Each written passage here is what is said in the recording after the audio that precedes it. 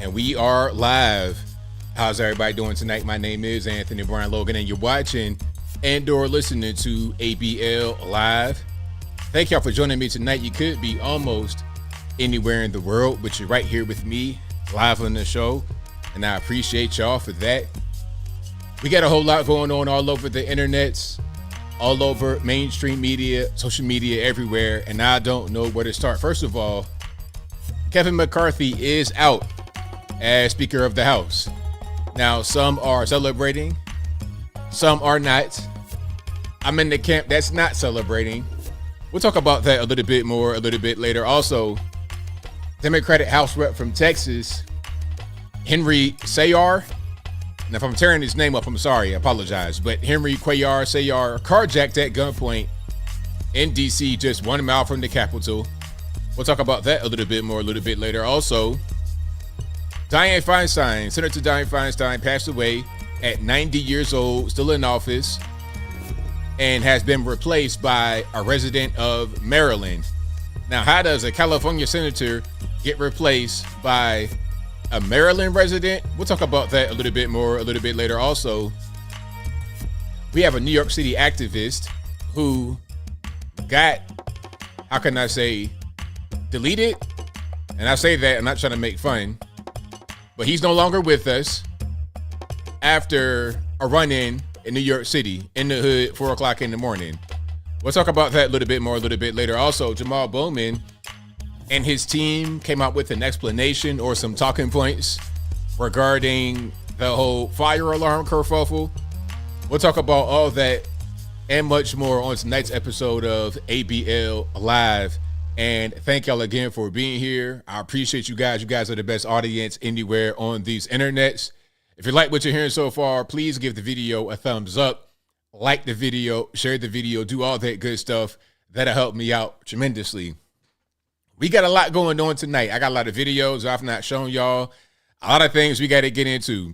A whole lot is happening. But first things first, please give the video a thumbs up, like the video, share the video, do all that good stuff. You're also listening to a podcast right now. It'll be available on your favorite audio streaming platforms, whether they be Google Play, Spotify, Apple iTunes, etc. Link for that will be in the description, or just go to your favorite audio streaming platform and search ABL Live. I should pop right on up. And of course, shout out to the sponsors, patriotpost.us, your best source of news and information anywhere on these internets.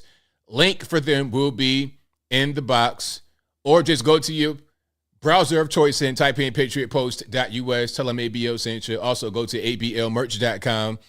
That is ablmerch.com. We got the hats, t-shirts, stickers, hoodies, mugs, and more right there on the website. Again, ablmerch.com. Also, go to anthonyblogan.com, my regular website, and go to the front page of the website. We have articles for each video that I produce. And in each article, you can find news, sources, links, full videos, and extended, like more context in the article. You can find whatever you need right there on the front page of the website. Again, anthonyblogan.com. That is ANTHONY, the letter BLOGAN.com. Also, go to the contact page of the website, anthonyblogan.com/contact. And you can find my email address, my snail mail address, my social media platforms, Facebook, Instagram, Twitter, now known as X, all right there on anthonyblogan.com/contact. And as I say, every single stream, because as I say every stream, some of you guys are still hitting me up, sending me emails and comments and questions and concerns.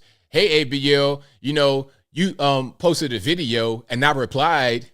I commented on the video, and then someone replied to my comment saying that they were you, and to contact them at I'm a Nigerian scammer 007 at hotmail.com. And if I sent them 1 million Bitcoin, I can get 1,000,000.0001 back. I thought it was you. I sent the Bitcoin. Now I have nowhere to live. I still get those emails from you guys occasionally. So I'm here to tell you, if you think you're conversing with me on the internet about some kind of money-making scheme, spoiler alert, you're not. That's not me. I'm telling you right now, This is ABL. This ain't no AI. This is just me 100%. It's not me. But if you really want to double check, because I've seen some of them scams on the internet, some of them romance scams, okay, they were talking to a Nigerian that is pretending to be Henry McMaster, and they swear up and down it's really Henry McMaster or Chris Brown or some kind of random person. It could be a U.S. military general, some rap star. They think that it's them, but they never see him on camera. They never talk to him. One time they had a guy take a picture of one of these guys and put some AI on it to animate it to make it look like it was talking. I lie to you not. On everything. But it was still kind of an African accent because the picture had to talk. Oh, my dear. How are you doing? This is Henry McMaster. I am a U.S. general, huh? Yes, please send me the money. Send me the money today at nigerianscammer@gmail.com. Do not worry about my voice, huh? I'm having a hard day. You hear all that going on, and they still send the money. So, moral of the story is, do not get scammed by the ABL imitators on my channel because they're everywhere. YouTube tries to control it, but it's like playing whack-a-mole. You knock one down, you knock 10 down, it's going to be 1,000 more right behind them. So you guys, please protect yourself and don't get scammed. Don't nobody got no time for that in this year, 2023, or in any year after this one right now. All righty. So we're going to get straight into it. We got a whole lot going on. And if you like what you're hearing thus far, please give the video a thumb. Just send them money.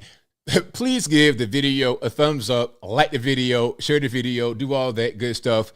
That'll help me out tremendously. Okay, now we got some good videos. We got some good quality content. We got a whole lot going on.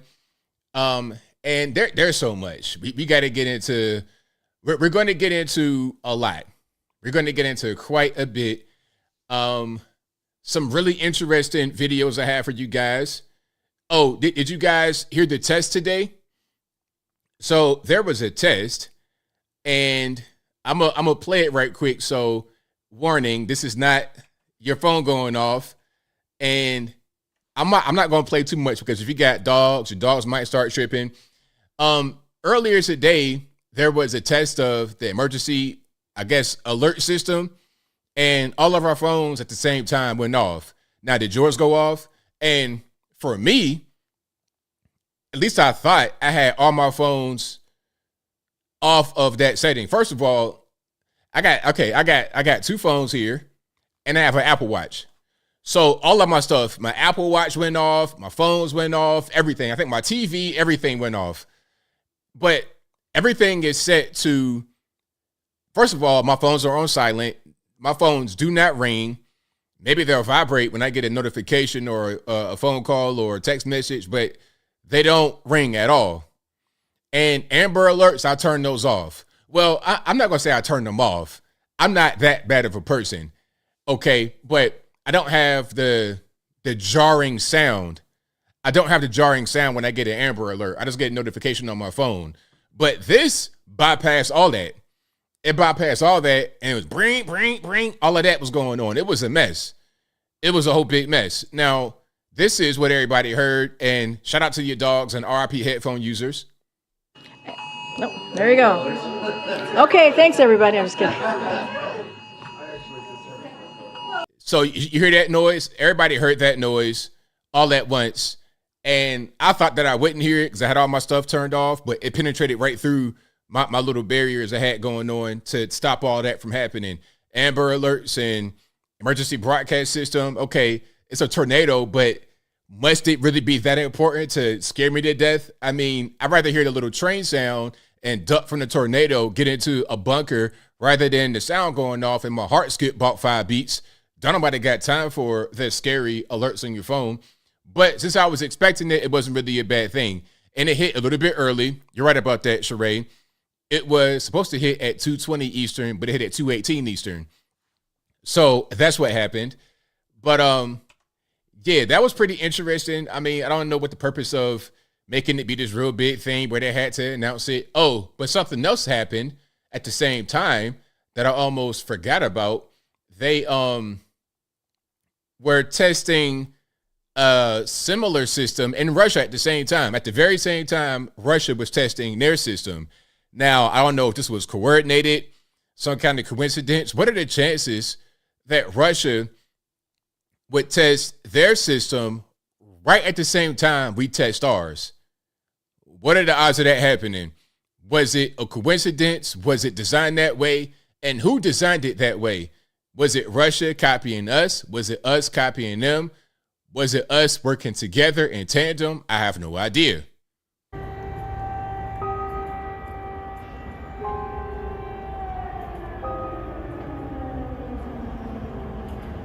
So that's what's going on. All right. That's what's going on out there in Russia. And we have a whole lot more happening. I saw this video. Have you guys seen this video from the Vatican with the Pope? I mean, what in the world's going on with this? Now, y'all please help me out.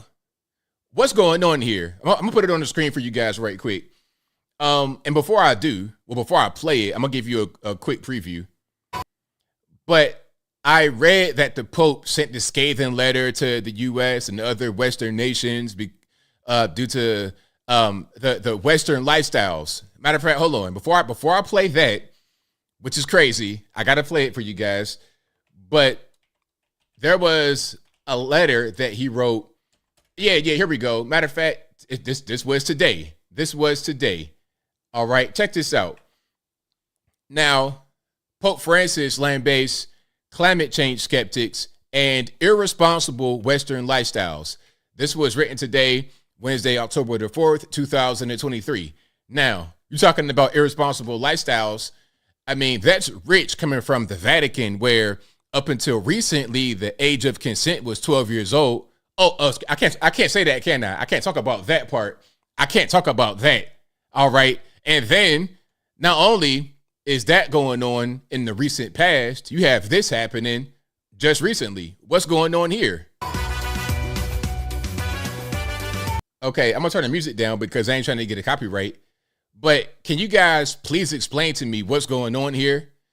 I mean, what is it? Are we at the Vatican? Where are we right now? What is all this? I don't understand. Is this normal? Like, I thought when I saw this, I was watching artificial intelligence. I'm thinking it's some type of deep fake. Like, what's going on? I don't get it. I mean, this is really, really strange.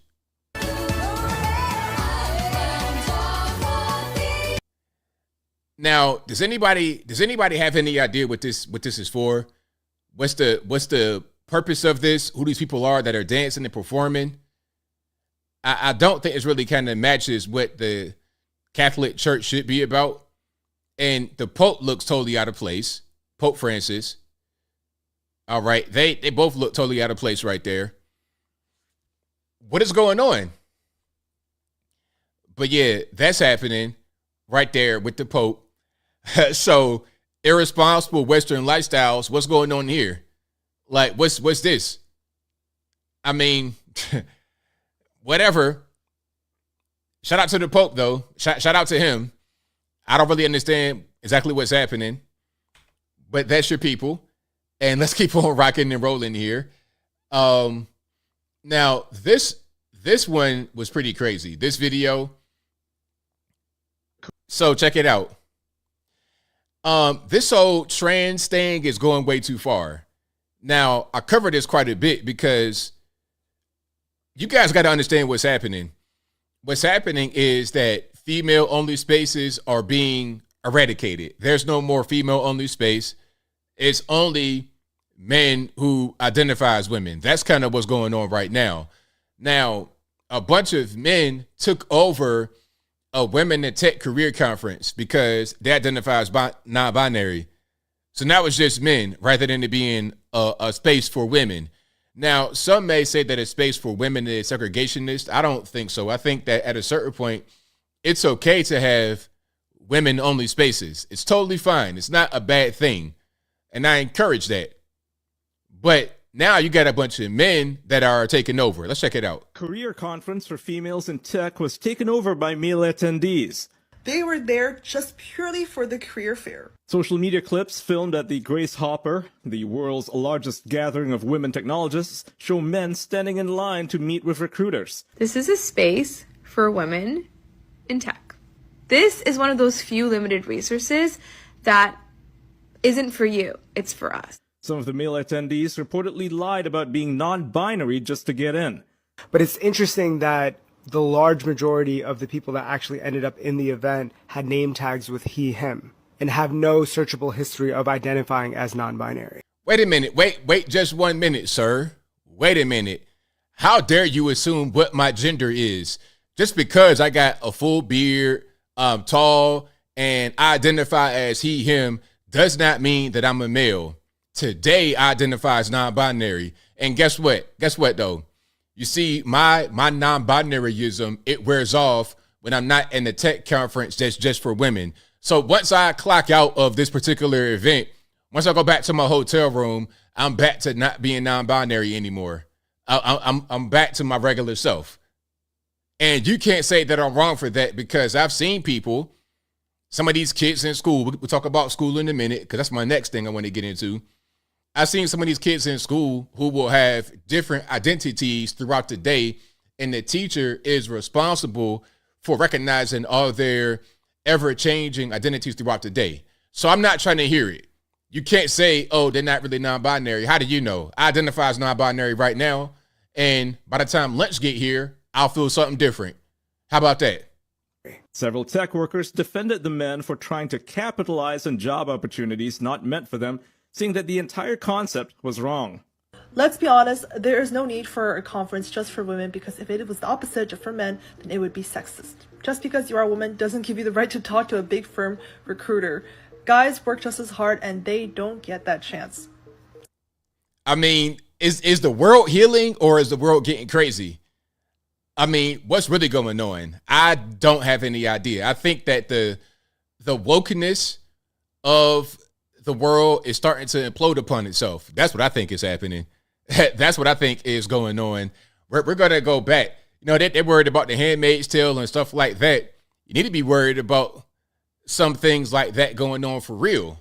I mean, ain't going to be no more women's rights and things of this nature when the men take over the women's spaces. Now, speaking of tech and things of this nature, I have a video that I put on my short, on my shorts on YouTube.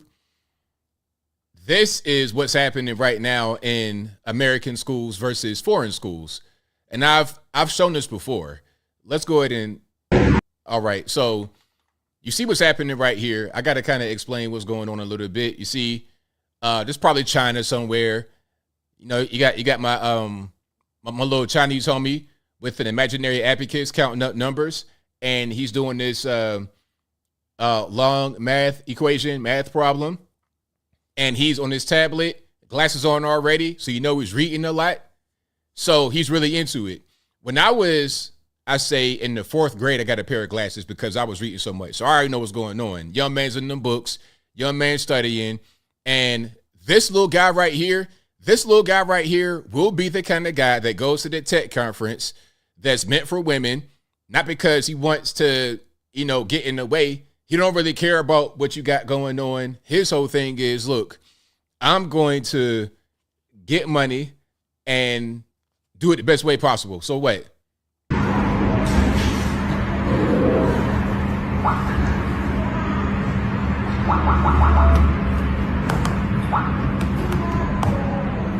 Boom, getting money. See, that's what little kids should be doing. That's a good way to use technology. It's rewarding. They are doing advanced math and science at a very young age. That little boy might be about 5, 6, 7 years old. It's a little kid already doing advanced stuff. Now, this is probably, like I said, probably in China. Now, look at what's happening over here in America. You guys are ready? Let's check it out. When you see me say you gotta say what's good. Hey, wanna be on my roster, but it's so good. Hey, we be living, learning, and we turn it up. Hey, purpose be your desk, hold it up. Hey, when I holler miss, hey, that be turned up. Hey, read it every day to get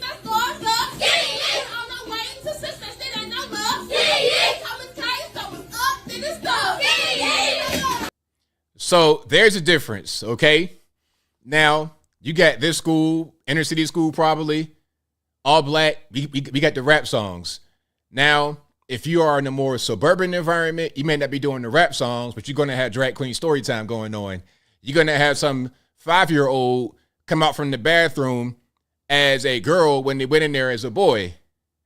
Meanwhile, in China, Russia, other parts of the world, you got little kids, 4, 5, 6 years old, doing advanced math, science, everything else. Their social media for kids is different. Do you know, and I've said it before on this channel, do you know that TikTok is banned in China? Obviously, this is a Chinese product, very popular Chinese product, but TikTok is banned in China. It's not allowed. They have their own version of TikTok, but it's not TikTok. It's the same infrastructure. It's the same technology, the same app, but not the same app. You see, TikTok over here in the States feeds us garbage, total garbage. They call it like electronic opium, keeping us satiated with nonsense, things that are not fulfilling and enriching. They have their own version of TikTok called Douyin. Now, Douyin has much more positive content, educational content. It'll have kids doing math problems, throwing surprise parties for their teachers, things of that nature, things that are going to enrich the minds of children. China, you can say what you want about China. I'm not trying to say that China is some kind of model of civilization, but they kind of understand social media a lot more than we do. They understand technology a lot more than we do. Why? Look at what the kids are doing. You see the kids? Look, I mean, you see, these kids are running the nation. They understand technology. They understand the way things affect the human mind. You got a lot of smart people. Now, when it comes to the social things like C-19 and welding, people inside their homes, obviously they don't have that down. But at technology, oh, they got it. They 100% got it. And if you want to compete in the world in the future, you got to be on that technology. If you want to compete economically, you got to be aware of how to use technology, math, science, STEM. You got to be on that. Learning rap songs in the classroom is not going to help you.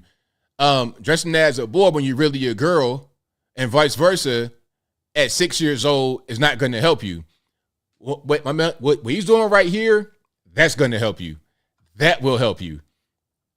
All right. So big contrast, ain't it, from what's happening overseas in a place like China versus what's happening here in the USA. Now, here's another example of what's happening here in the USA, and we're going to fast forward a little bit. So you see the kids in the class in China, they're learning, got the fake advocates and doing big numbers and getting everything right, and they're excelling math and science, STEM. They're going to be the leaders in that. You see in the inner city area, they're learning rap songs. Suburban, they're talking about trans, LGBT. What's going to happen when these little kids become adults? Here's an example. Shout out to Candace Owens, who is very pregnant. Hello. What do you have to say to the trans students on this campus who actively feel victimized by your presence here today? Life's tough. Get a helmet, man. I'm too pregnant for this. Next question. Hello. Now, it's funny. I'm going to play it one more time. It's funny, but this person, that's going to be your future HR rep. That's going to be your future coworker, your future wife for the youngins out there, potentially. That is what you got to deal with. And there are thousands, if not millions more of her. Let's run it back. Oh. What do you have to say to the trans students on this campus who actively feel victimized by your presence here today? You see her? I mean, she's wearing barrettes. This is a full-grown woman with barrettes in her hair. Do you see this? This is like butterflies. These are barrettes. This is like a thing that a small child will wear. You're infantilized. You're a fully grown adult woman going to college, probably paying for it with your own money, student loan debt out the wazoo, okay? You're way overweight at 18, 19 years old, which is way too early to be having stuff like this go on. How can this person really compete out there in the global market? You're insulated by the United States infantilizing you, giving you all these things that keeps you kind of in this perpetual childlike state.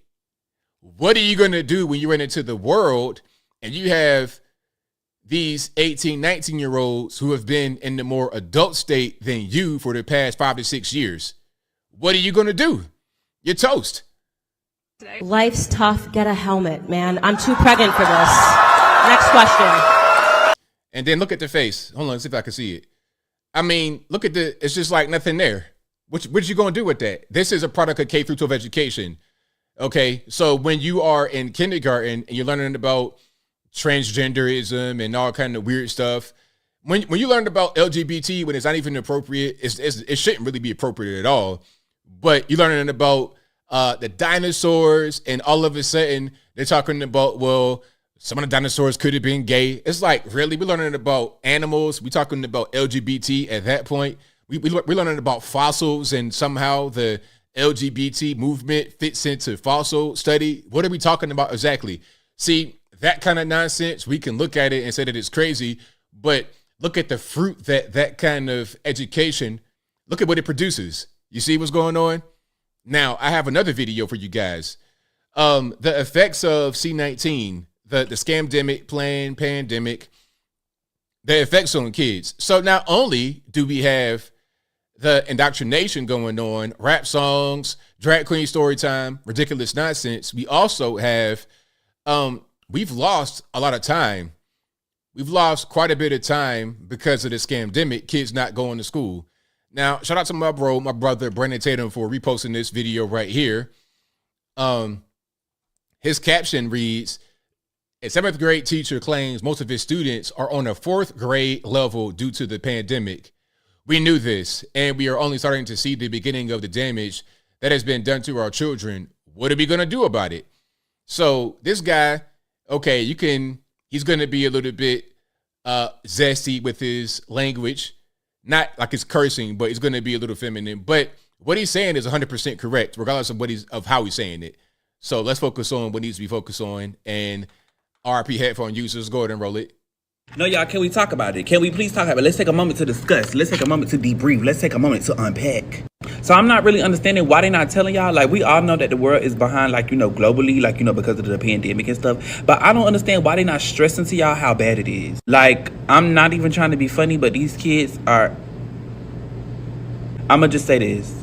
I teach 7th grade. They are still performing on the 4th grade level. I don't care how you flip it, turn it, swing it, swindle it.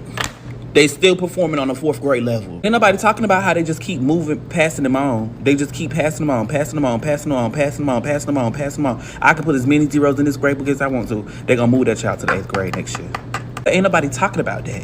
Why they not talking about that? Why they not telling y'all that y'all... And why don't y'all know that y'all kids not performing on their grade level? Why y'all don't know this? Why y'all don't know? Talk about it. Let's unpack. Because y'all be quick to talk about, oh, the teacher this, the teacher this, the teacher. It's your job, baby. I just got here 30 days ago. She was performing on the 4th grade level since 4th grade. Why we not talk? Well, let's talk about it.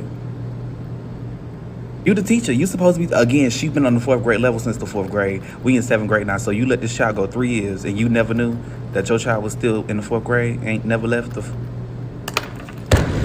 Hang it up, flat screen. And 4th graders being nice. I still have kids performing on grade K, 1, 2, and 3rd grade levels. I could probably count on one hand how many kids are actually performing on their grade level. So just imagine, you don't know that your child been on the 2nd grade level since the 2nd grade, and they now in the 7th or 8th grade?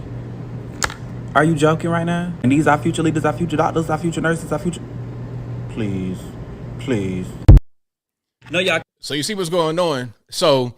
have you guys seen this? Like, are you guys educators in the building? How about your children? Do you have kids, grandkids, nieces, nephews? Have you seen this? Because of this pandemic, kids have lost a lot of their progression. I mean, at-home learning is not going to help kids. It's just, when all you got is a screen and you don't have that personal interaction, that's not going to do it. You can learn at home, but you need that personal interaction. Like if you do homeschool, that's different. But just electronic only, these kids weren't really doing too much learning. And a lot of these kids had crazy households they needed to be out of during that time. I mean, you saw all kind of stuff during the pandemic that I don't want to even think about in some of these kids' households. As a result of that, these kids are behind. And even before the scamdemic, these kids are behind, depending upon where you were. The pandemic just kind of spread it out. For example, Baltimore, Maryland, they've been behind for a long time, before the scamdemic. But the same issues that hit a place like Baltimore are now being found all throughout the country, not even just in some of the inner city environments. It's everywhere because kids lost that time, was like a year, 2 years, 3 years of in-school learning, and they can't get that back. So they're in 7th, 8th, 9th grade, not anywhere near grade level. And the problem is so widespread, you can't just fail everybody. If you were to just not do the social advancement, social promotion, they would all fail. So my man's right here is like, look, I could put all the zeros in the grade book. It doesn't matter. They can get straight Fs. It doesn't matter. They're still going to get advanced on. And then nobody's talking about it. Nobody's talking about how you have these 7th graders who know nothing. And I saw another video. If I can find it, I'll go ahead and play it. But there was another video where the person kind of went a little bit deeper into the issue. He was like, reading comprehension, that's not there. They can read one paragraph, just a very short bit of information. They can read it, and then a teacher will ask them to repeat something from it or to recall something from it. They don't have it. So some things you take for granted, reading comprehension, some of the basic math, they don't have it. They simply do not have it. And the things that teachers are noticing were not present before the pandemic. So somebody could say, well, Baltimore been like that. That's Baltimore. I'm talking about all over the whole country is like that. Now, if you have a private school or a place that didn't shut down, that didn't lock down, if you were doing homeschooling and you got a proper plan and you didn't stop, then you could be kind of shielded from that. But if you go into K through 12 public, it's rough. It's rough. It's definitely rough. Yeah. And like I said, somebody said it's been common in city schools for decades. Yeah. I mean, the issue has been common in the place, like I said, like Baltimore, of course, before the scamdemic, but now it's going beyond the places where it is normally witnessed. Now it's hitting some of the smaller, some of the suburban places because kids at a certain point, they need that in school learning, that in-person learning. The technology is not going to replace it quite yet.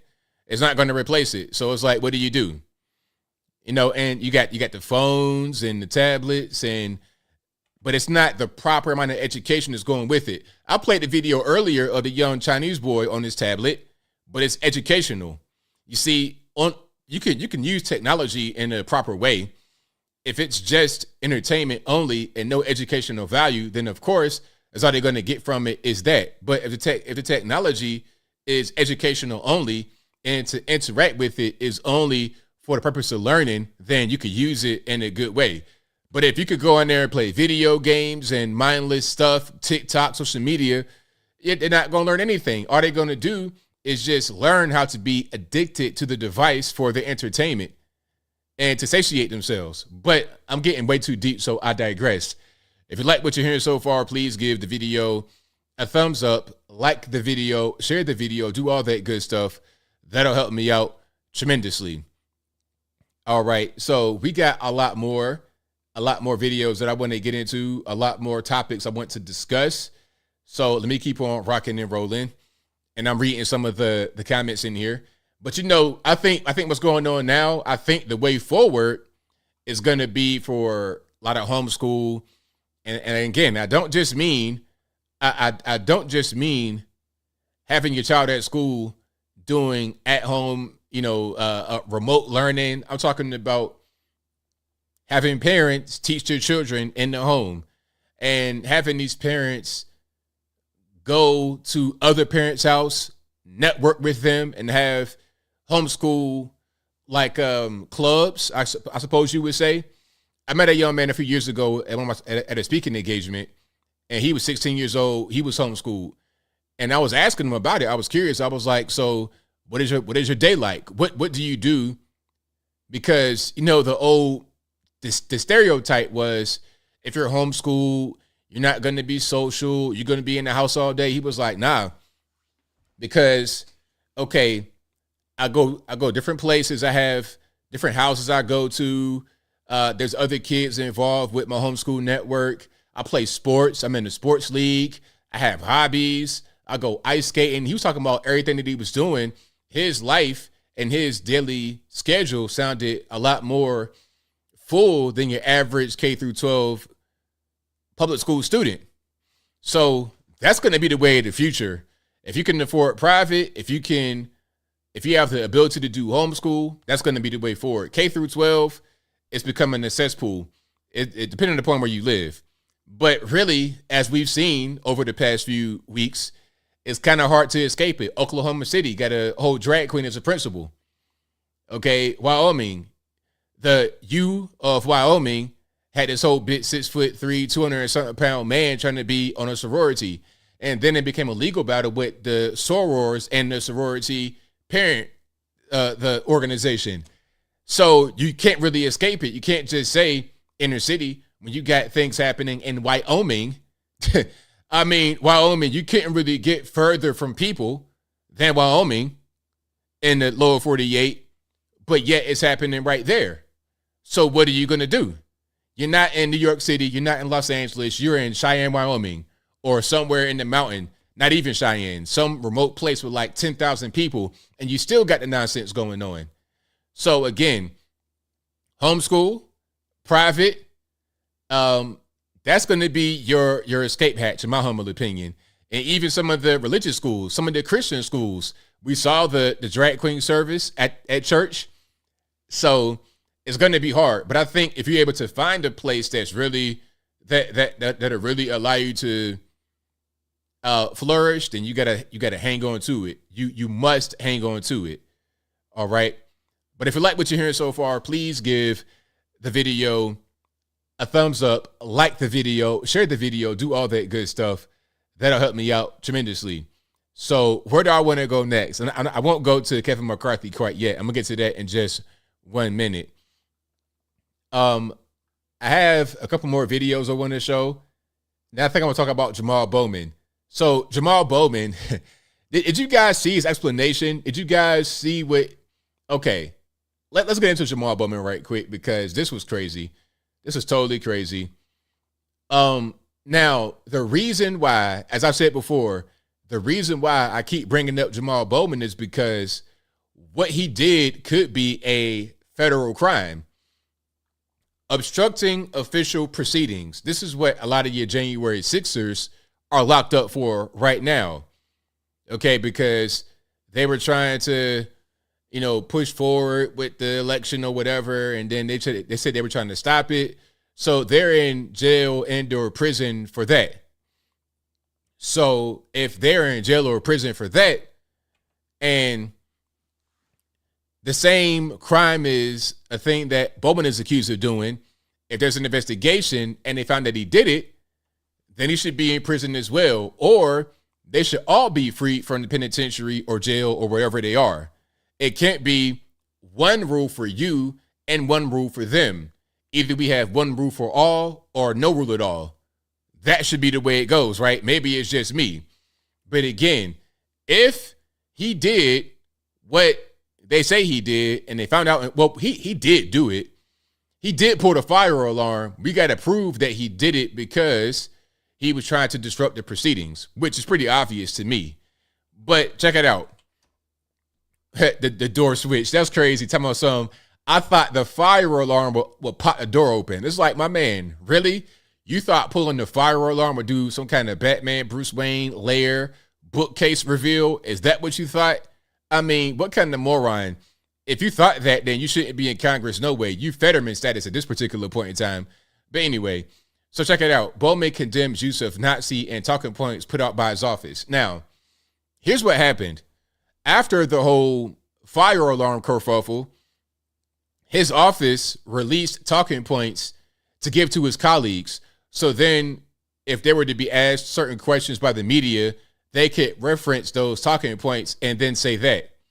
So before I even get into it, this makes me wonder, how many times have we heard a genuine thought from somebody's mind that they weren't rehearsed on? You understand? So when you have these politicos that go on Fox News, CNN, etc., and they get asked questions by reporters, are they speaking from the heart or are they just reciting talking points that they've been fed by the intern or somebody else? I mean, what's really going on? So, let's see if I can find what they were saying. There was a certain guidance. There was a, hold on, let me see if I can find the talking points. Okay, so look, here is the actual document. I got it right here. Messaging guidance, supporting Congressman Jamal Bowman after accidental fire alarm. Okay, so look, they got this whole thing. It's easy to read. Okay, 8th grade reading level type stuff. And you know what? Can I say something right quick? And you guys are not going to be affected by this because you guys are brilliant. You guys are rock stars, brilliant. You guys are not going to be affected. But a lot of what you consume on a regular, everyday basis, if they want you to understand it, it's written in a very easy to understand way. And they'll say it in an easy to understand way. Just like when they're talking about MAGA Republicans, they'll say stuff like that because it's easy to understand. And they want you to understand it. They want you to just have that in your mind. So whenever anybody from the right talks, if you're a leftist, you'll say, oh, you're a MAGA Republican. That's easy. That's like little kid lingo. But then when it comes to complicated matters, they're using all these $40 words and they're not telling you the full story. They're talking around it. They're using really wormy, lawyery language. Funny how that works, right? Because they don't want you to understand it. This is part of the reason why I'm here, is to make those things that are intentionally confusing, I make them a little bit more simple. That's part of my goal. Because I hate that stuff. I'm like, why would they say it like that? But anyway, check it out. So they're giving you some talking points on what happened. So they're telling you this is what happened. And when you get asked a question, you say, here's some suggested talking points. They put out a letter and they gave it to all their colleagues. It's like, really? So check it out. They say this is what happened. On his way to votes today, and shout out to the interns not knowing how to type. On his way to vote, not vote today, Congressman Jamal Bowman was trying to leave the Camden House office building through the exit he regularly uses for votes. He was rushing to the House floor to prevent himself from missing the vote, and due to a confusing signage and an honest mistake, he pulled the fire alarm, in an attempt to open the door. The dumbest thing in the world. He was not attempting to delay the vote that he intended to vote yes on, and was simply just trying to rush to the Capitol. Henceforth, MAGA Republicans. See, look, what I say right there. See? Henceforth, MAGA Republicans have used the opportunity to distract from their attempt to shut the government down and minimize January 6th insurrectionists. All right, now check it out. They got talking points talking about MAGA Republicans and all this, that, and the third. But here's one that really got crazy. Here's a talking point, a bullet point that they want the colleagues of Jamal Bowman to say when they're asked about his kerfuffle in interviews. Check it out. I believe Congressman Bowman when he says this was an accident. Republicans need to instead focus their energy on the Nazi members of their party before anything else. I mean, what in the world? Here's one more.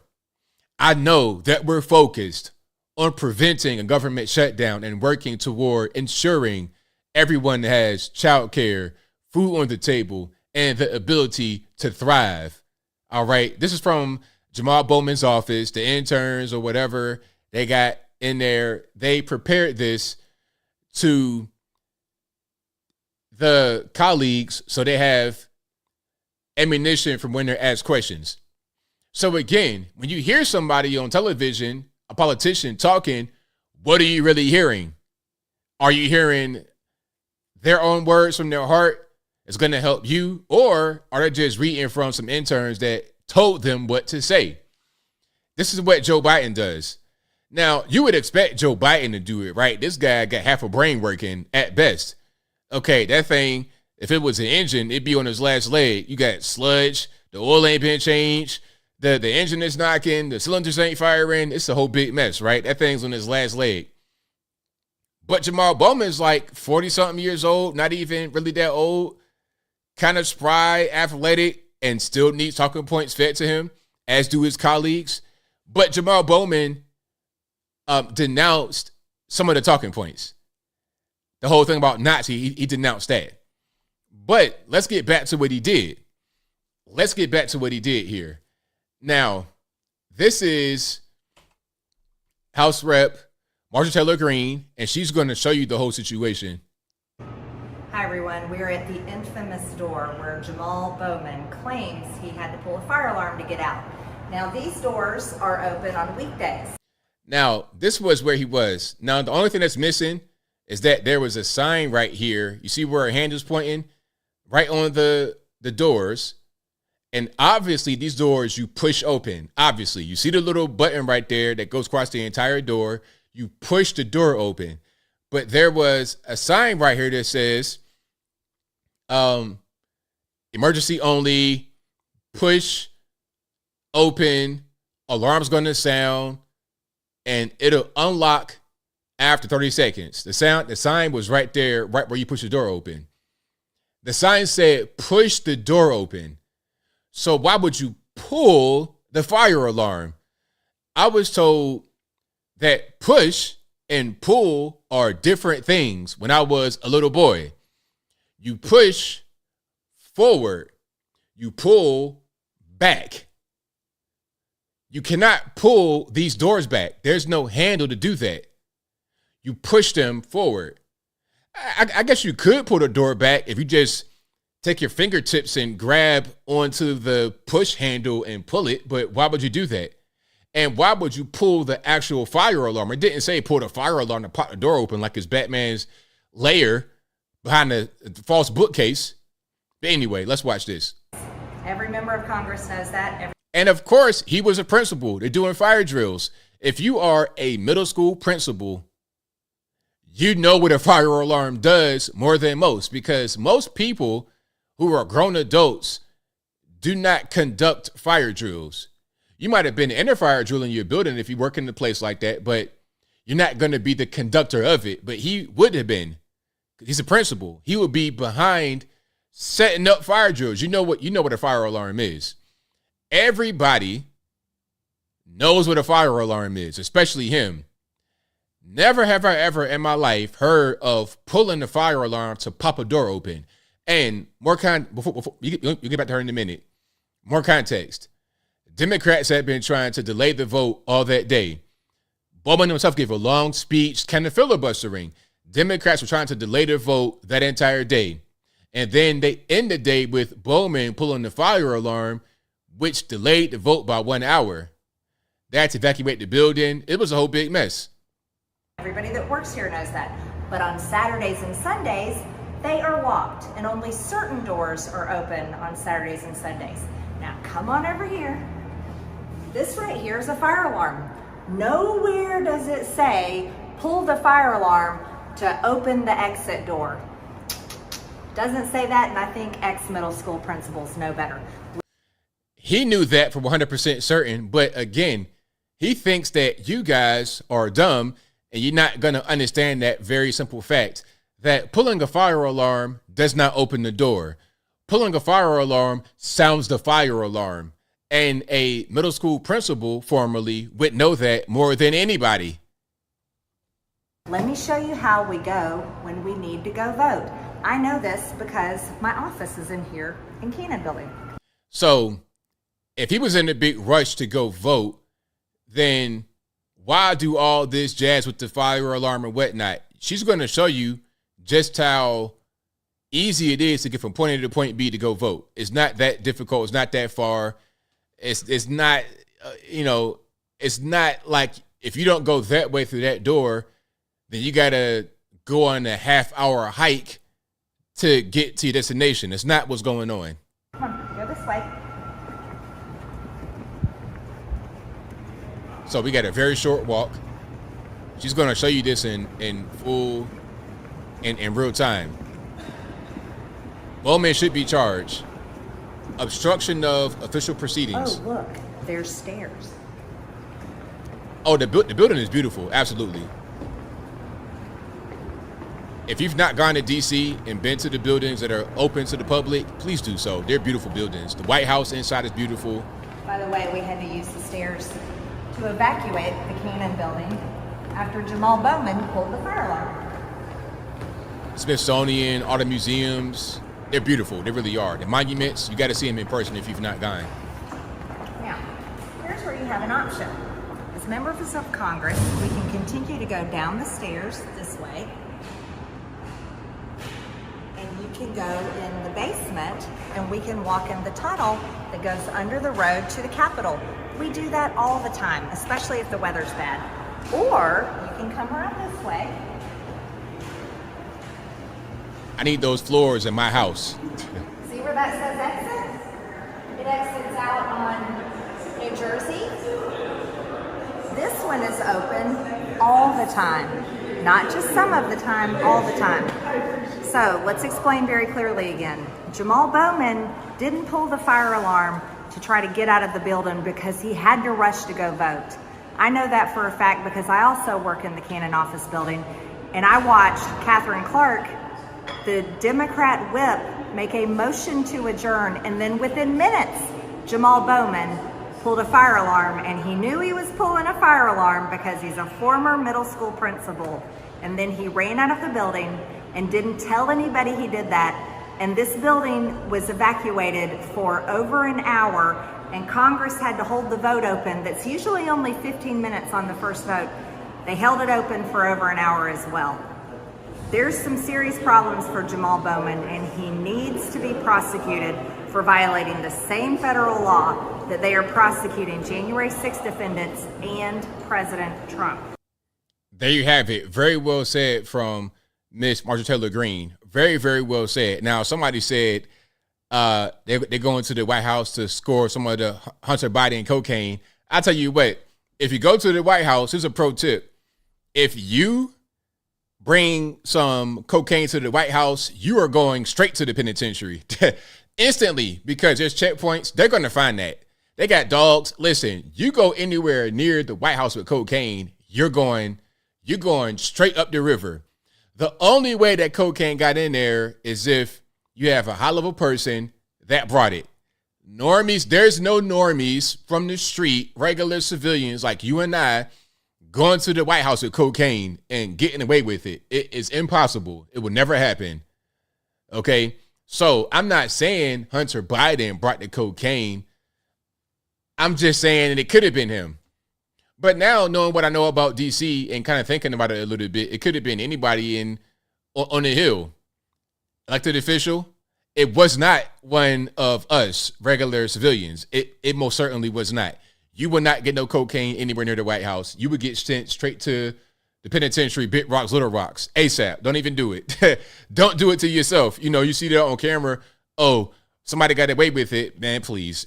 You do that, it ain't going to be the same thing. Okay? Double standard for sure. And then it wouldn't even be no difference.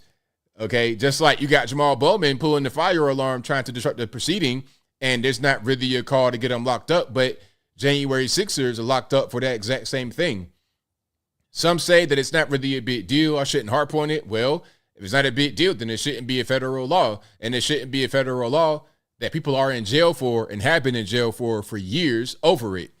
So it's a very serious thing. But if you like what you're hearing so far, please give the video a thumbs up. Like the video, share the video, do all of that good stuff. That'll help me out tremendously. Now, Speaker of the House. Oh, I'm going to get into it. I'm going to get into it right now. And there's a lot of things I'm going to get into as it relates to that. Now, I don't like this because check it out. And hear me out. You have 221 Republicans in the House, 212 Democrats. It's a slim, very slim majority in the House. So we have the majority in the House by 9 people. Again, 221 Republicans, 212 Democrats.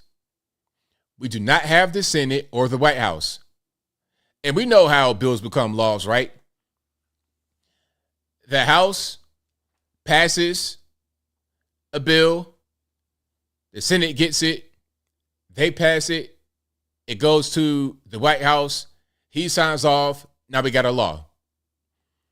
If you don't do things that the other side wants sometimes, and you try to get some things that you want, you're not going to be able to get it.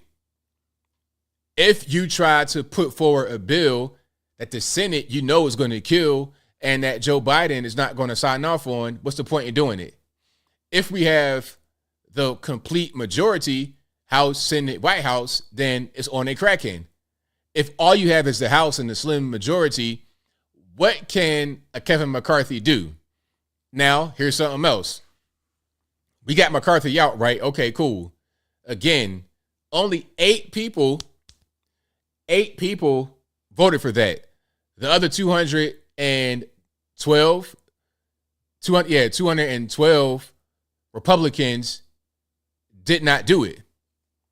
So what happens when you put Jim Jordan in there? Now, Jim Jordan did not vote to remove McCarthy. And as a matter of fact, Jim Jordan spoke up for McCarthy.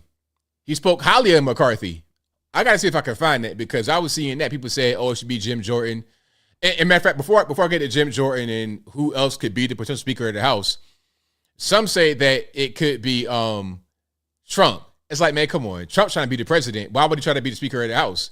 That's a little bit much, ain't it? So you want him to be the Speaker and run for president at the same time and be dealing with court cases? How?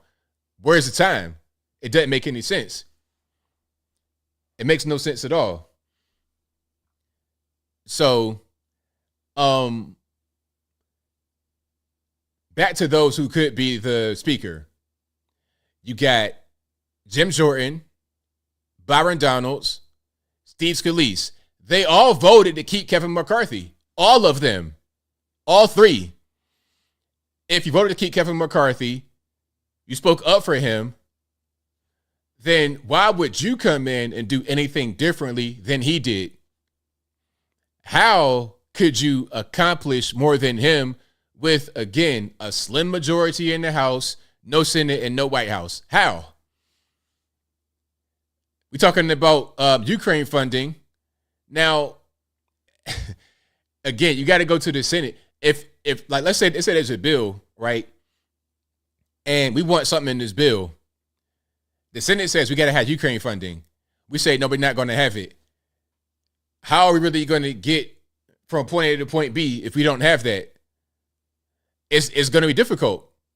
So I'm just trying to figure out what it is. Now, to you guys that are saying Trump, how is he going to do all of that? How is he going to be going to court? He's in court almost every day. And that was the whole point of the court proceedings, right? To time up in litigation so he would not have time to do other things like, I don't know, run for president or be Speaker of the House. If you're in court every other day, how are you going to run the campaign to become the president, do Trump rallies and things like that, and go to court and be the Speaker at 78 years old? How?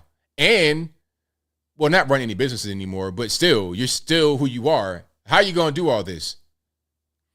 I don't understand. Somebody said Jim Jordan can't be trusted. Now, who could be the next Speaker of the House? And again, if there's only 8 people that voted to get Kevin McCarthy out, you still have 211, 212, however many Republicans who voted for him. That means you have confidence in him. That means you want him to still be there. Because if they got their way, he would still be the Speaker.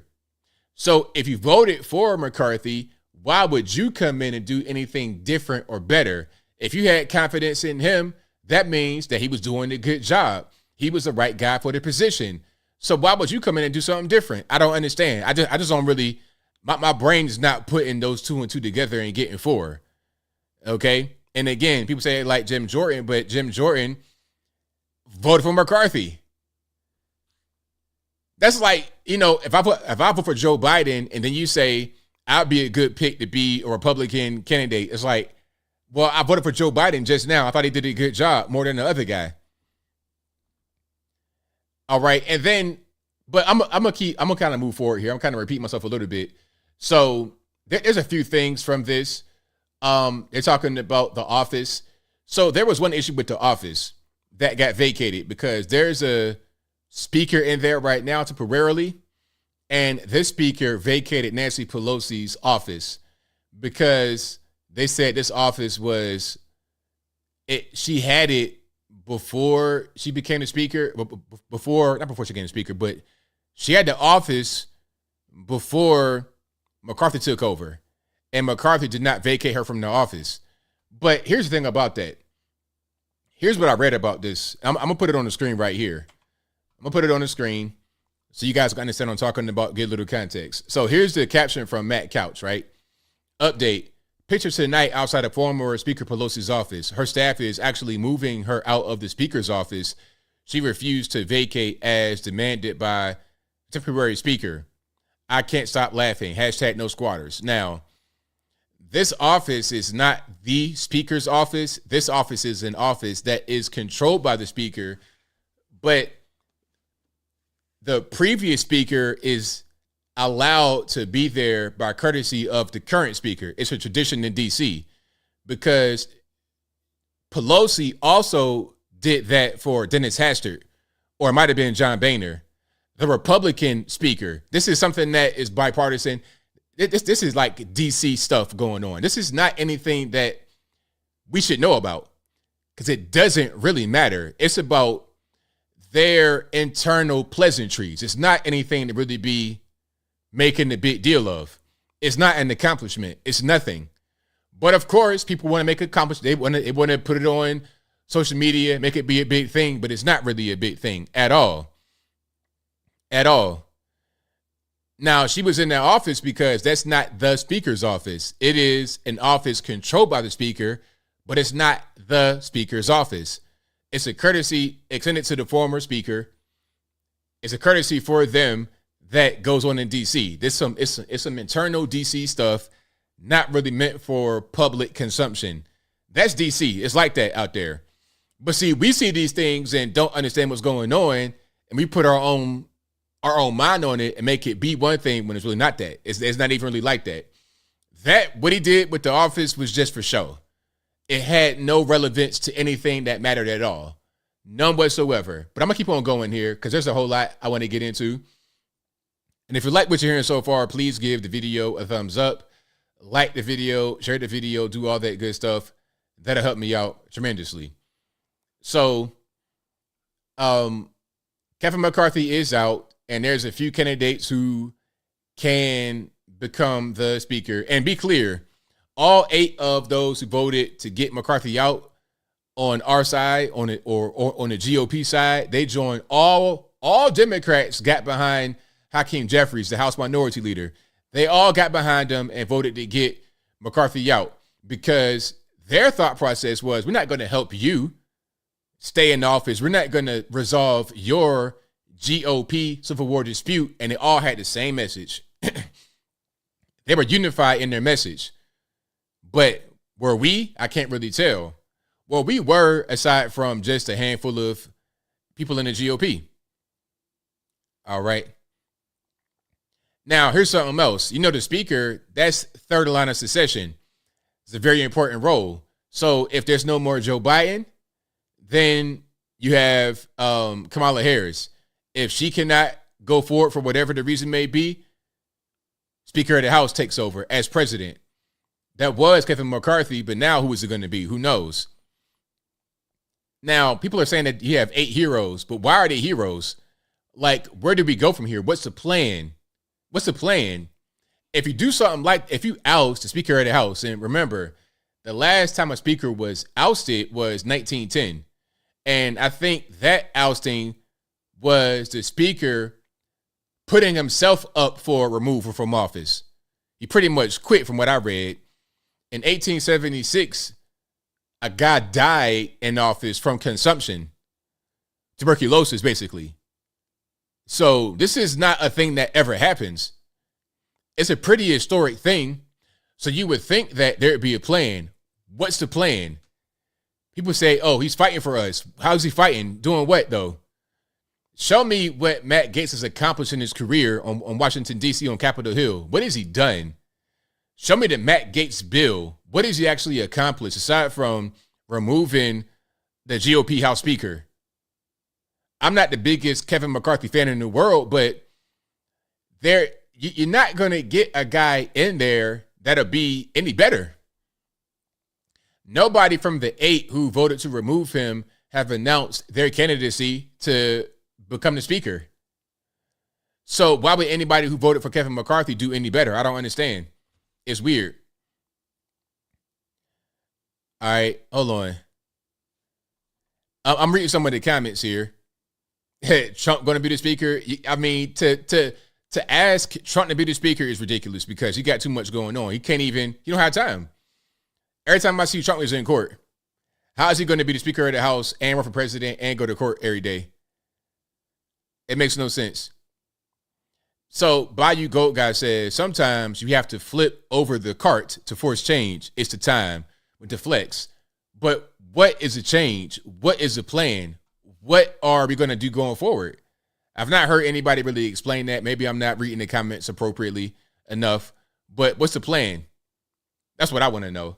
Now, I'm gonna play this clip right quick, and it might be a little bit triggering, but I want you guys to give me your honest reaction and break down what he's saying. Watch this. The other thing that really makes me angry about Gaetz is this. If he was actually smart, and I don't believe he's very smart, he would have done this not on the same damn day that Hunter Biden is in a federal courtroom, for goodness sakes. You missed an entire news cycle with Hunter Biden being in court because you decided to pick the first time in history the same day to get rid of Kevin McCarthy. Like, if you care about truth and you care about exposing corruption, who's more corrupt, the Biden crime family or Kevin McCarthy? He missed an opportunity here because he's a selfish guy in Congress who thinks he had a great day. And he did for himself, yes, but he hurt the country, hurt the Republican Party, and he also allowed the media to not cover the biggest story of the day, which was Hunter Biden in a federal courtroom. And Bob Menendez stepping down amid corruption allegations. So you had that too. So, like, you guys give me your opinion about what's going on. And also, I'm reading some of the comments. ABL's a rhino. ABL's a swamp guy. Why? Because I ask for a plan. Okay, I say, hey, what's the plan? You're a rhino. Okay, cool, but what's the plan? Like, let's talk about that. Call me whatever you want to call me. Don't call me collect from the penitentiary, though. I'm not going to answer that call. But call me whatever you want to call me. But what is the plan? Call me the rhino, call me the swamp guy, and then tell me the plan. And if you can't, then be quiet. If you say there is no plan, you're right. Because there is no plan. It's just, let's just do it. Let's just throw them out of there and then figure it out later. And nobody asking about who the next guy's going to be. They're just trying to figure out. Like, if it's me and I was trying to oust somebody, I would have had a replacement already on deck. Ready on deck. And I would have had votes from everybody secured. So we get him out, next guy in, easy. We're just trying to figure it out. It's like, okay, you say you want to build a house, you buy the plot, and then you try to figure out how much it's going to cost to get the materials and where you're going to get them from and how you're going to build it. And it's like, well, shouldn't you have done all that before buying the land, before making that investment? How about have a complete plan? I don't really get it. Now, Menendez stepped down. I think Menendez stepped down, to get back to that right quick. Bob Menendez. See, we missing all the news, ain't we? Because of this guy. Bob Menendez. Let me see. Wow, wait a minute. Wait. Oh, well, he stepped down from his position in the House, but I don't think he stepped down from the House itself. So that's a little bit different. Yeah, I think that's what's going on, but he didn't step down from the House. So Vika says the plan is getting another person, not McCarthy. That's all. Okay. And there's no thought process behind who that might be and what they're going to do differently than McCarthy and how they're going to improve relations between Republicans in the House and bipartisanship, because you got to have bipartisanship because you don't have the Senate or the White House.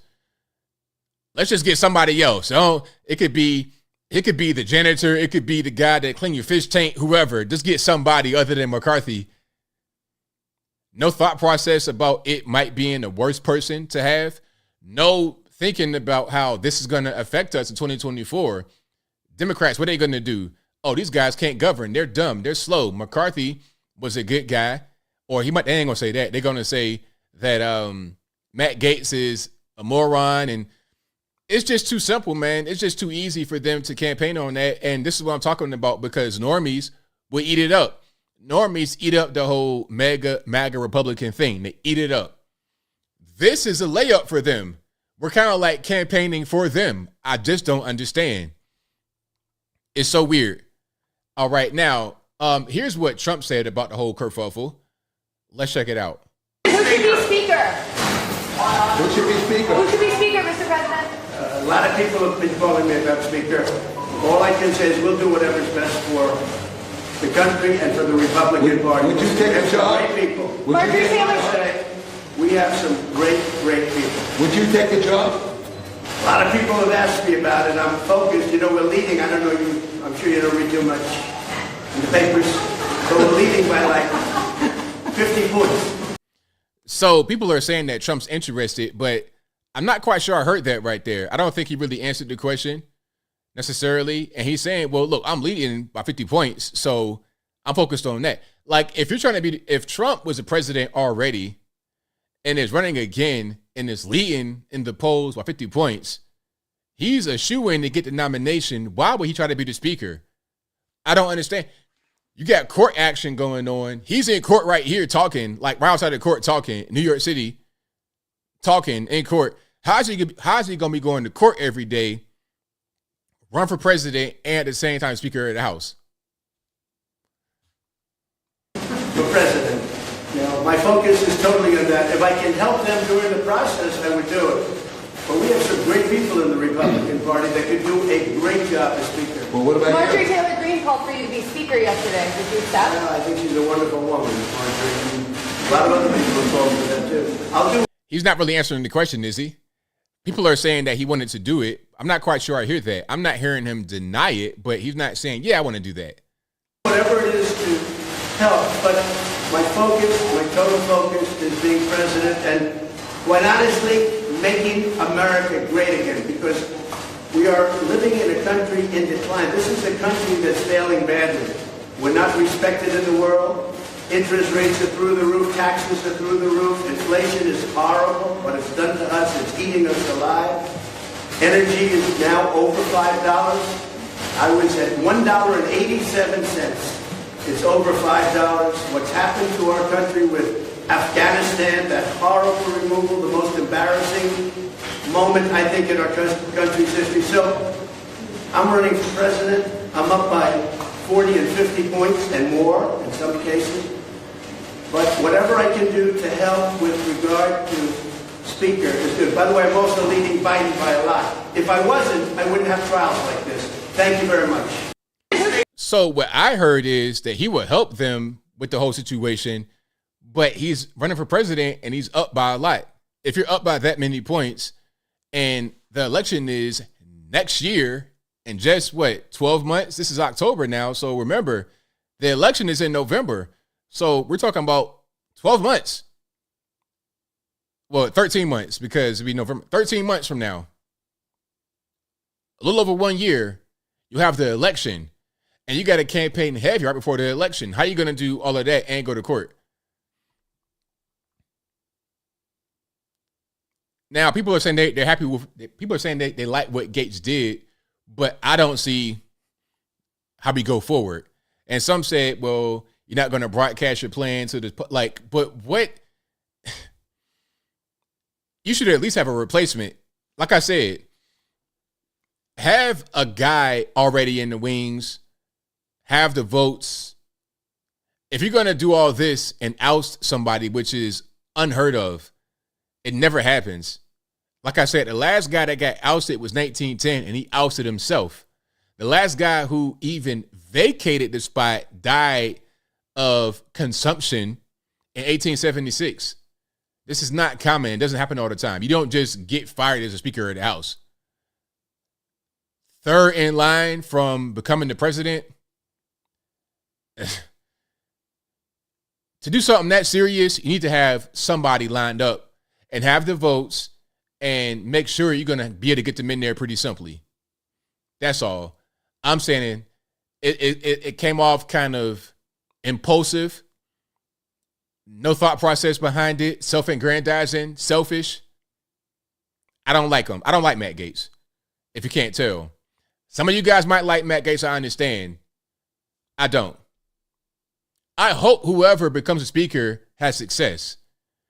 But I don't see them being able to do more than what McCarthy did, because McCarthy only has a slim lead in the House, 221 to 212, no Senate and no White House. What can you really do with that? You got to cut deals and be bipartisan, because if you don't, you won't get anything accomplished at all, period. Now, if you have all three, if you got all three houses, House, Senate, White House, then roll out, rock out. If not, you must compromise. You can't just say, I'll put whatever out there I want and then have it go nowhere. Have it go nowhere. Not even leaving the House, let alone the Senate, and definitely not Creepy Joe. I don't know, but that's just me. That's just me. But if you like what you're hearing so far, or don't, get the video a thumbs up, like the video, share the video, do all that good stuff. And again, Steve Scalise said he's going to run, or who else? Steve Scalise, Jim Jordan, and Byron Donalds all voted for McCarthy. All of them. Nobody who voted against McCarthy is running to be the speaker. So apparently they liked him too. Just like me. Well, I don't like him, but I thought if I was in that situation, I wouldn't have voted against him, because I understand the reality of what's on the ground. I know that you're not going to be able to put somebody in there that'd be better. And I know that the optics are terrible. Like, if you're going to do something like that, it needs to be for a very good reason.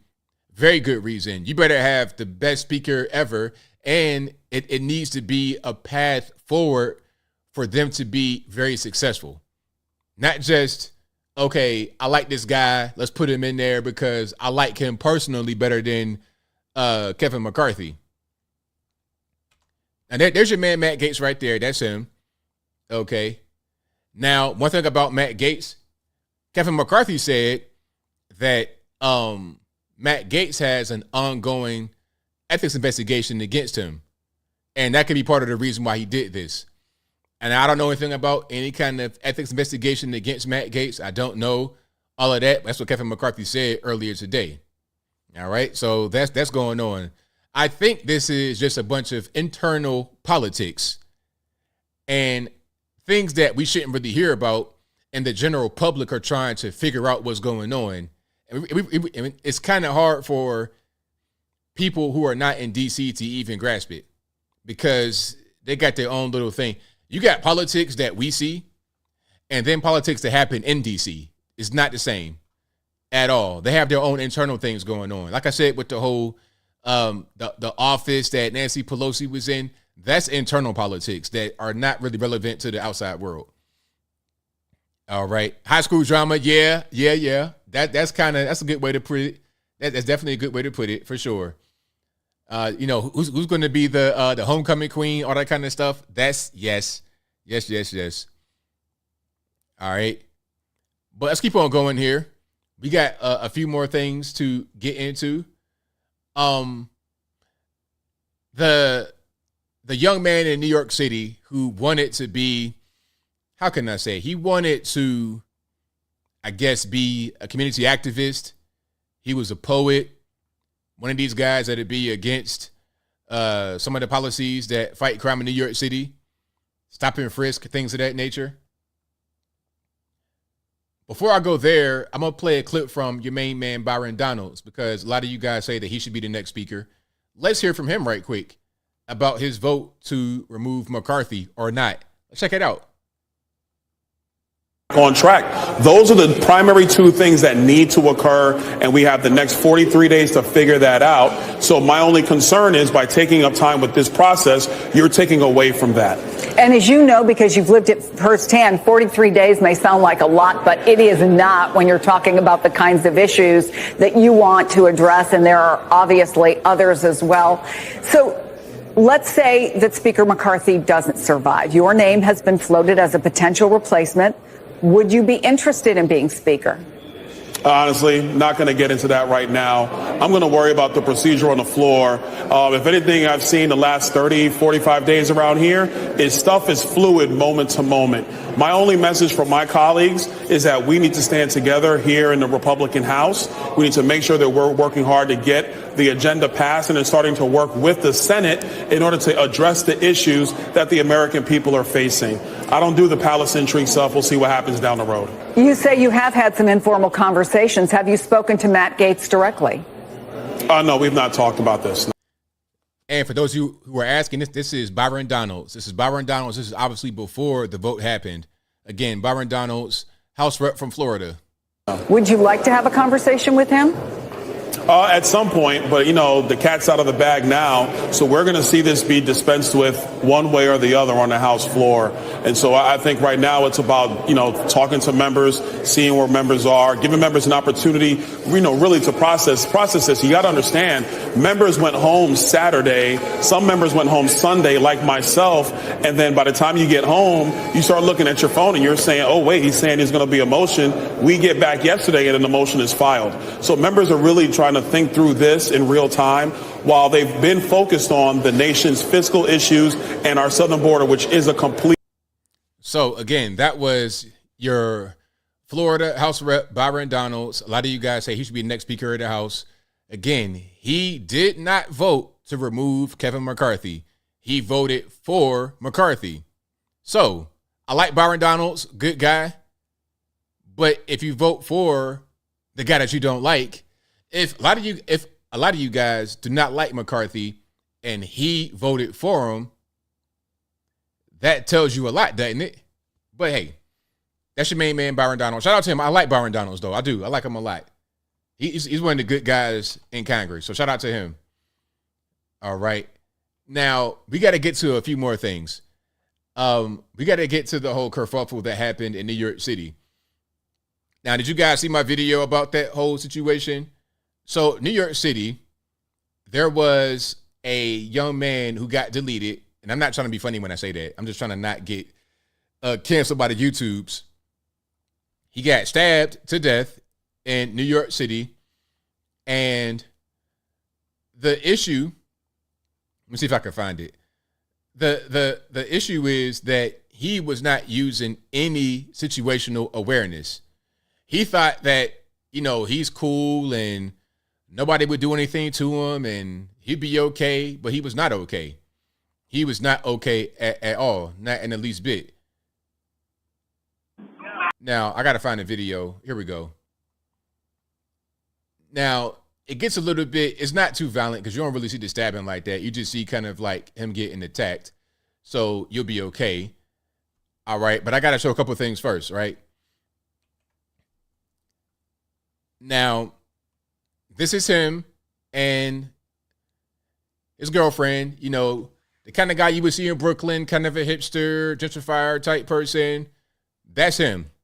This guy was a poet and a community activist, 32 years old. His name was Ryan Carson. And may he rest in peace. I'm not trying to dunk on Mr. Carson because I saw some of that. People were saying, ha, that's what you get. I'm not trying to do that.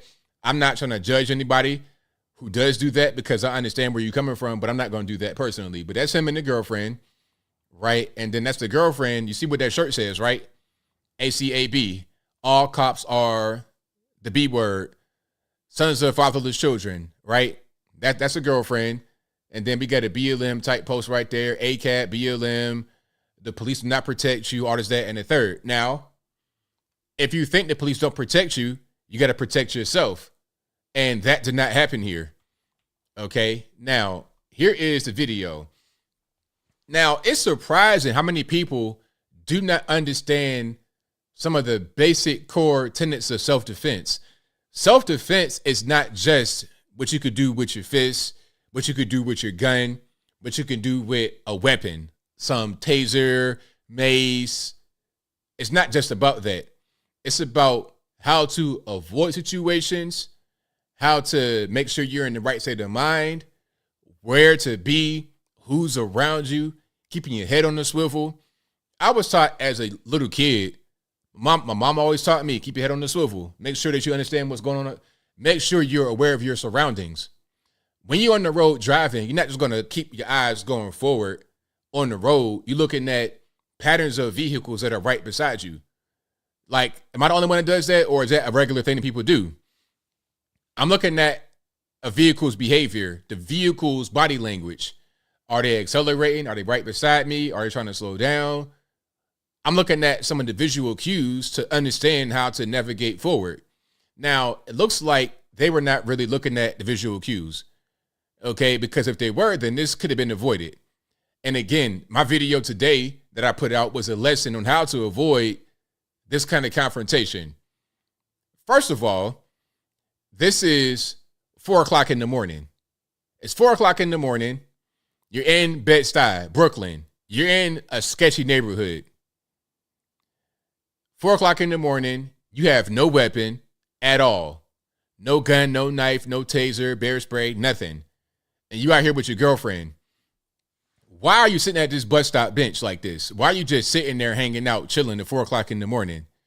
You think you were in Pleasantville, USA. You thinking that everything is sweet. You might have a little bit of, you're building a new, okay, you take this brownstone and renovate it and it's worth $1.8 trillion. Okay, but you're still right in the mix. Let me talk about something else right quick before I get to this video. Now, if you can't carry mace, if that's illegal in New York City, check it out. You could do other things to prevent from being right here. But before I get to that, let me get to my quick story. Now, back in Virginia, Norfolk, this is many years ago, you have two neighborhoods that are right side by side, right? You got Park Place, which is the hood, 100% the hood. Right next to that is a place called Ghent. This is like, they're renovating some of the old houses in Norfolk worth a lot of money. A lot of your rich people live right there. So you got rich and wealthy in Ghent, dirt poor, ghetto, super hood, Park Place, right side by side. Now, with all the new Ghent folks moving in, they were not aware of the crime in Park Place and how it'll affect them because they're right next to it. You got the money. I'm right here with no money. I'm going to hit you up. So there was a city council meeting and a lady was talking about, well, the crime is crazy. They got to my second floor balcony. How did they get up there? It's like, ma'am, these guys will rappel up your balcony and break in. They don't care. Do you know where you are? You are not in Pleasantville, USA. Your house costs a lot of money. Ghent on paper is a beautiful neighborhood, but you are still in the hood. Bed-Stuy, same way. You got a nice brownstone renovated. Okay, cool. But guess what? You still right here in the mix. You still in the street. And you out here at 4 o'clock in the morning. It's not sweet. So if it's me personally, I wouldn't be outside on foot, no vehicle at 4 o'clock in the morning. A little bit of context. They went to a wedding in Long Island. So the guy right here on the bench, Mr. Ryan, he was drunk. He had been drinking at the wedding. Now, I don't know about her, but he had been drinking. So he had been drinking, no weapon, 4 o'clock in the morning, in the hood. You got two options I would have done rather than being right here on this bus stop bench. The first option, stay right there in Long Island. Find a hotel, crash on a friend's couch. Don't come back to Brooklyn this time of night if you're going to be on foot. I don't know why they're on foot, because obviously you ain't walked from Long Island back to Brooklyn, so how'd you get right there? I don't know. Was it a bus? Go back to your house. Why are you just sitting down chilling? Second thing is get a taxi, Uber, something, and go home. Don't be out here like this. So if that was me, I would have done that. I'm not going to be on foot in the hood 4 o'clock in the morning, but let's keep on going. And I'll roll it when I get ready to roll it, Diesel. Now, that's what's going on to give you a little bit of backstory. Now, check it out. They're right here on the bench, and this is a kind of a shorter clip, But in a longer clip, you can see him walk in the frame and they're not even paying him attention. Check it out. Now, I do have sound on this. I didn't have sound on the other one. So he's walking by. First of all, now look, he has on all black or dark colored clothing with a hoodie on. Right away, if I see that, I know we got a problem. I'm not, my goal is to stay away from him. I know he might be on some other stuff. I already know what time it is. I'm on guard instantly. I don't care about it being black, white, Puerto Rican candy stripe. Anybody dressed like that in the hood at night walking past me, I'm on guard.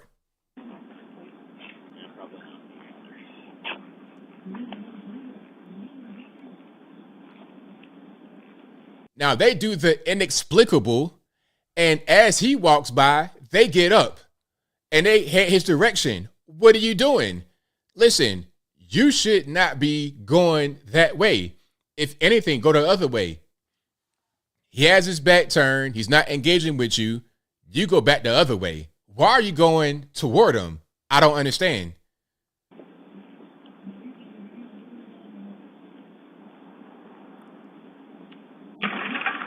And then look right here in the very top left-hand corner. You see my cursor right here? The top left-hand corner, the guy with the all black on starts wilding out. Hey, most of my day, I'm always out in the streets, but I'm not going to be out on my feet. I'm always driving Atlanta, Nashville. I was just in Virginia recently. I travel the country. But just on the regular weekend, I go to Atlanta and Nashville all the time. I'm there pretty much every week. So I'm always out in the mix, but I understand how to move. I'm not going to be in the hood in the middle of the night. Okay, I know where to go, how to go. I'm not going to get caught like this. I'm not going to be walking in Bed-Stuy, Brooklyn at 4 o'clock in the morning, and I see some guy with all black on, and he starts wilding out, kicking trash cans, and I go right to him and approach him.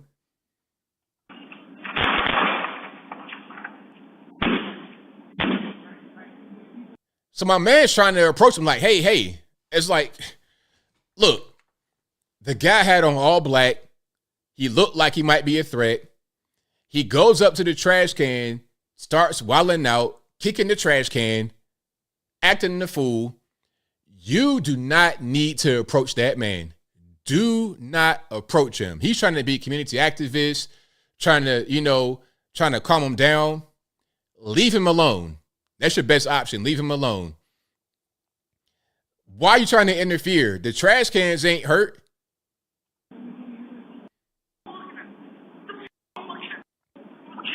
So now the guy's like, what the F you looking at? I'm going to effing kill you.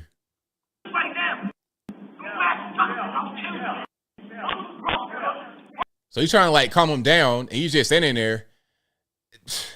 See, now you got a confrontation. He could have avoided the confrontation. The guy walked past him. If he would just stayed right there on the bench, the guy would be over there kicking the trash cans and probably would have kept walking. Okay, the trash can kicked over. I relieved my stress. Now I'm gonna keep going. You stay right here on this bench. Stay right there. Don't go that way.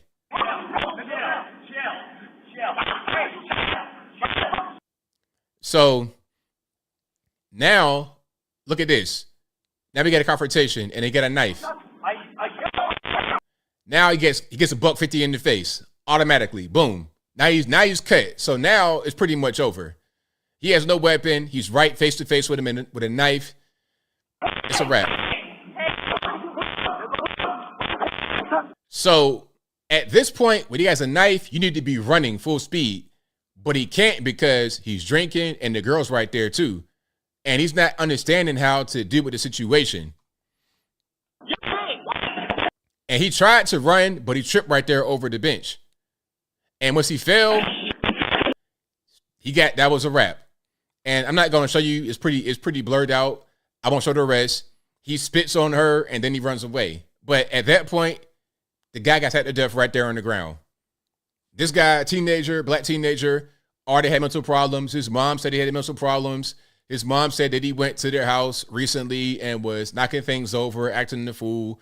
So Your best bet was to not go anywhere near him. I knew from the beginning when I saw the guy come into the frame to not go near him, to get away from him. You don't go in this direction. You see him walk by, you go the other way or sit right there. Mind your business. Don't try to talk to him. Don't try to calm him down. Just let him do his thing.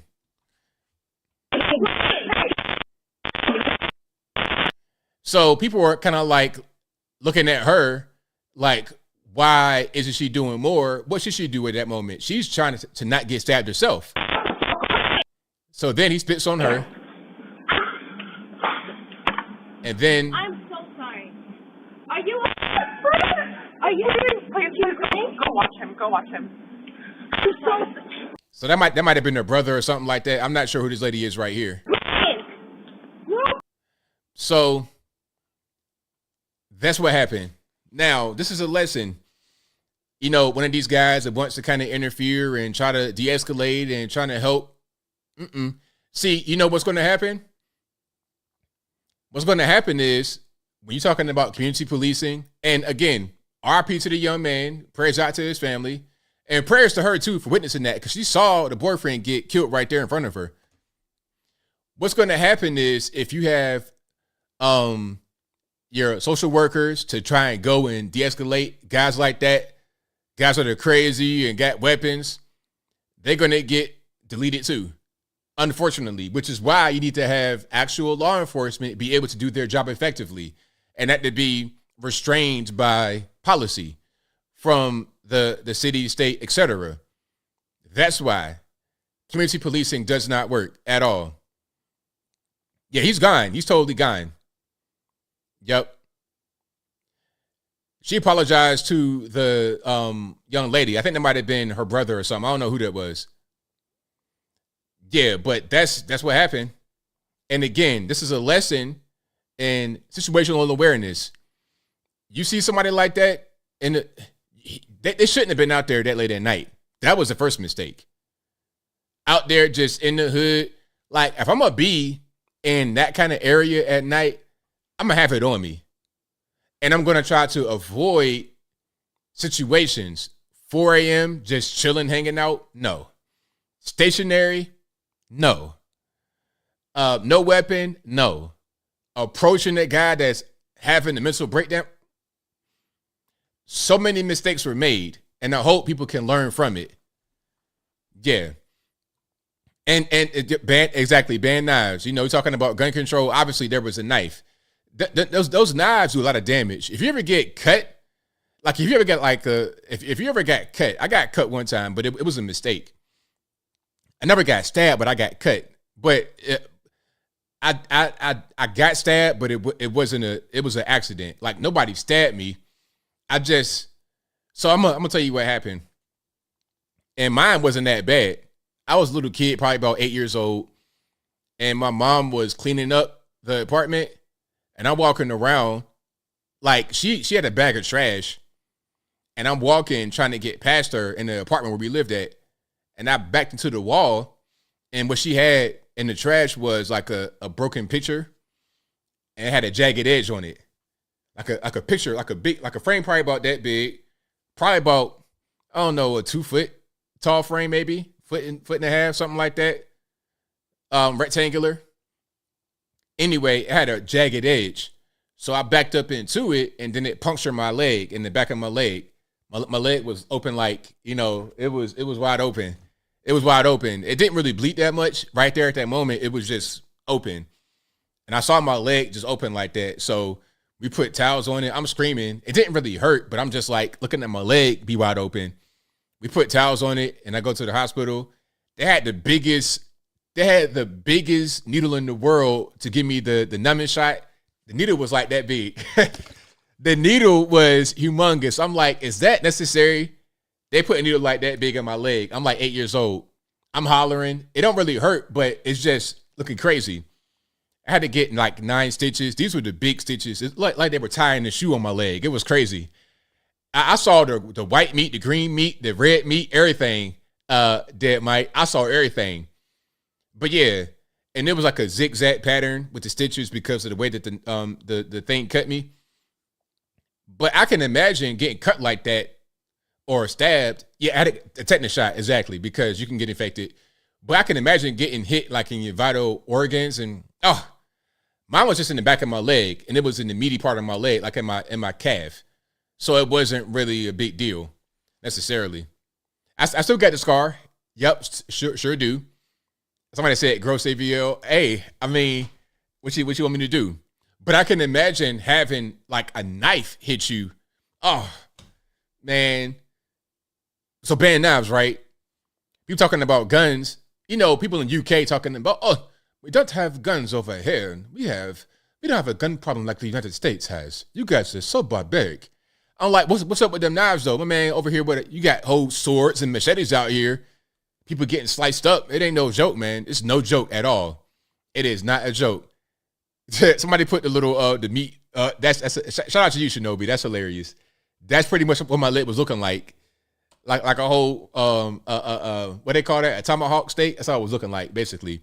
But if you like what you're hearing so far, please give the video a thumbs up, like the video, share the video, do all that good stuff. That'll help me out tremendously.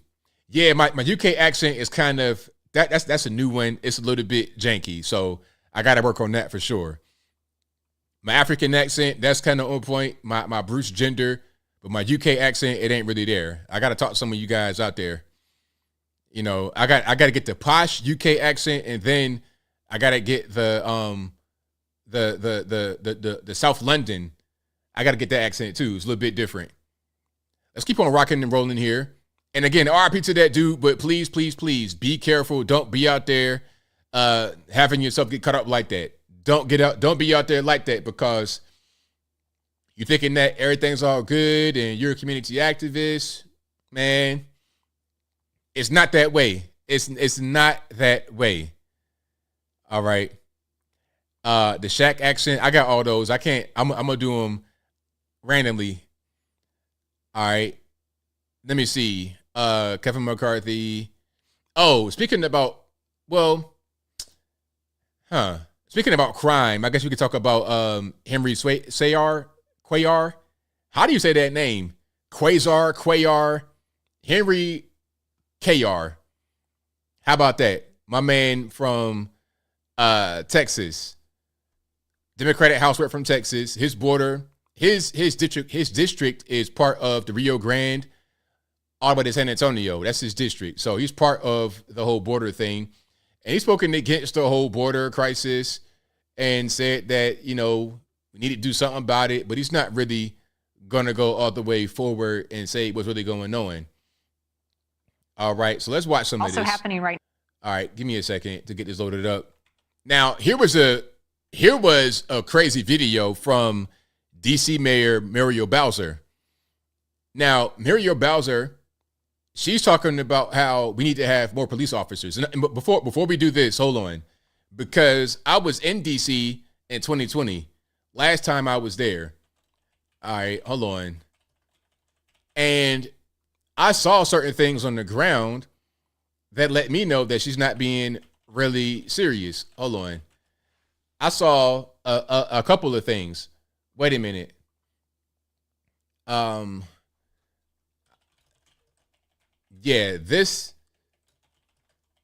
got to show this right here, because this is the reason why. Oh, matter of fact, this is perfect. This is a perfect picture. Now, we're going to hear her talk.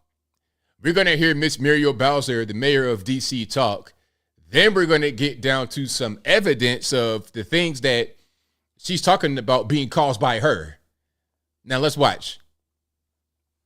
We need more officers. We don't have the officers that we need, and sadly, we've lost 300 to 400 officers in the last 4 years. We haven't had officers in our schools, and we have policies that make it difficult to recruit new officers. We need more officers. So she's saying that we need more officers. One more time, because it was minimized. Don't have the officers that we need, and sadly, we've lost 300 to 400 officers in the last 4 years. We haven't had officers in our schools, and we have policies that make it difficult to recruit new officers. So we need new officers. We got policies on the books to make it difficult to recruit new officers. But Miss Bowser, this is, again, Muriel Bowser, the mayor of Washington, D.C. Miss Bowser, you support these policies. Remember this? Do we forget this? Defund the police painted on the ground right there in D.C. I was in D.C. and saw that with my own two eyes. I saw it on the ground. So how are you going to endorse a thing like this, defund the police, right there on the ground, and then you lose 400 officers and be like, oh, we need more? You, Miss Bowser, supported it. It's your fault. So what are we talking about exactly? And I got another picture for you guys. This will bring it on home because check it out.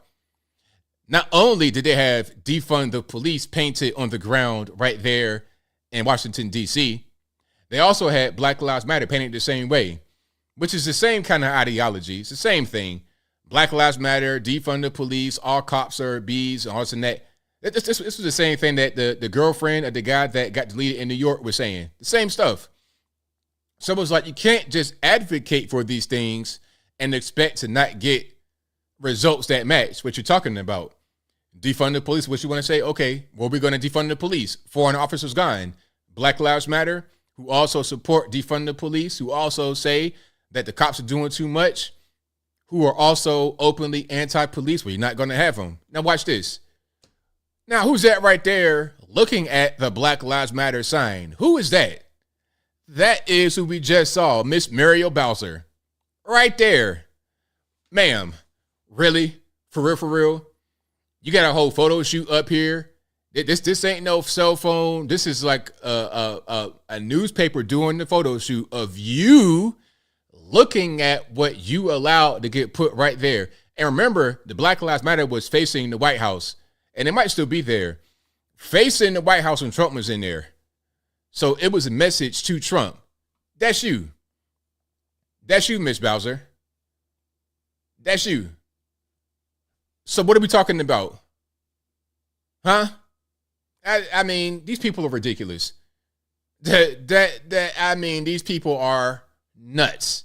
Now, before we do anything else, let's get to your man Henry Cuellar. And you guys, please stay focused. Looking at our hind parts, you guys are ridiculous. I mean, this old lady. Anyway, I digress. Let me stop. All right, let's go to the actual news clip about Henry Cuellar. Let's check it out.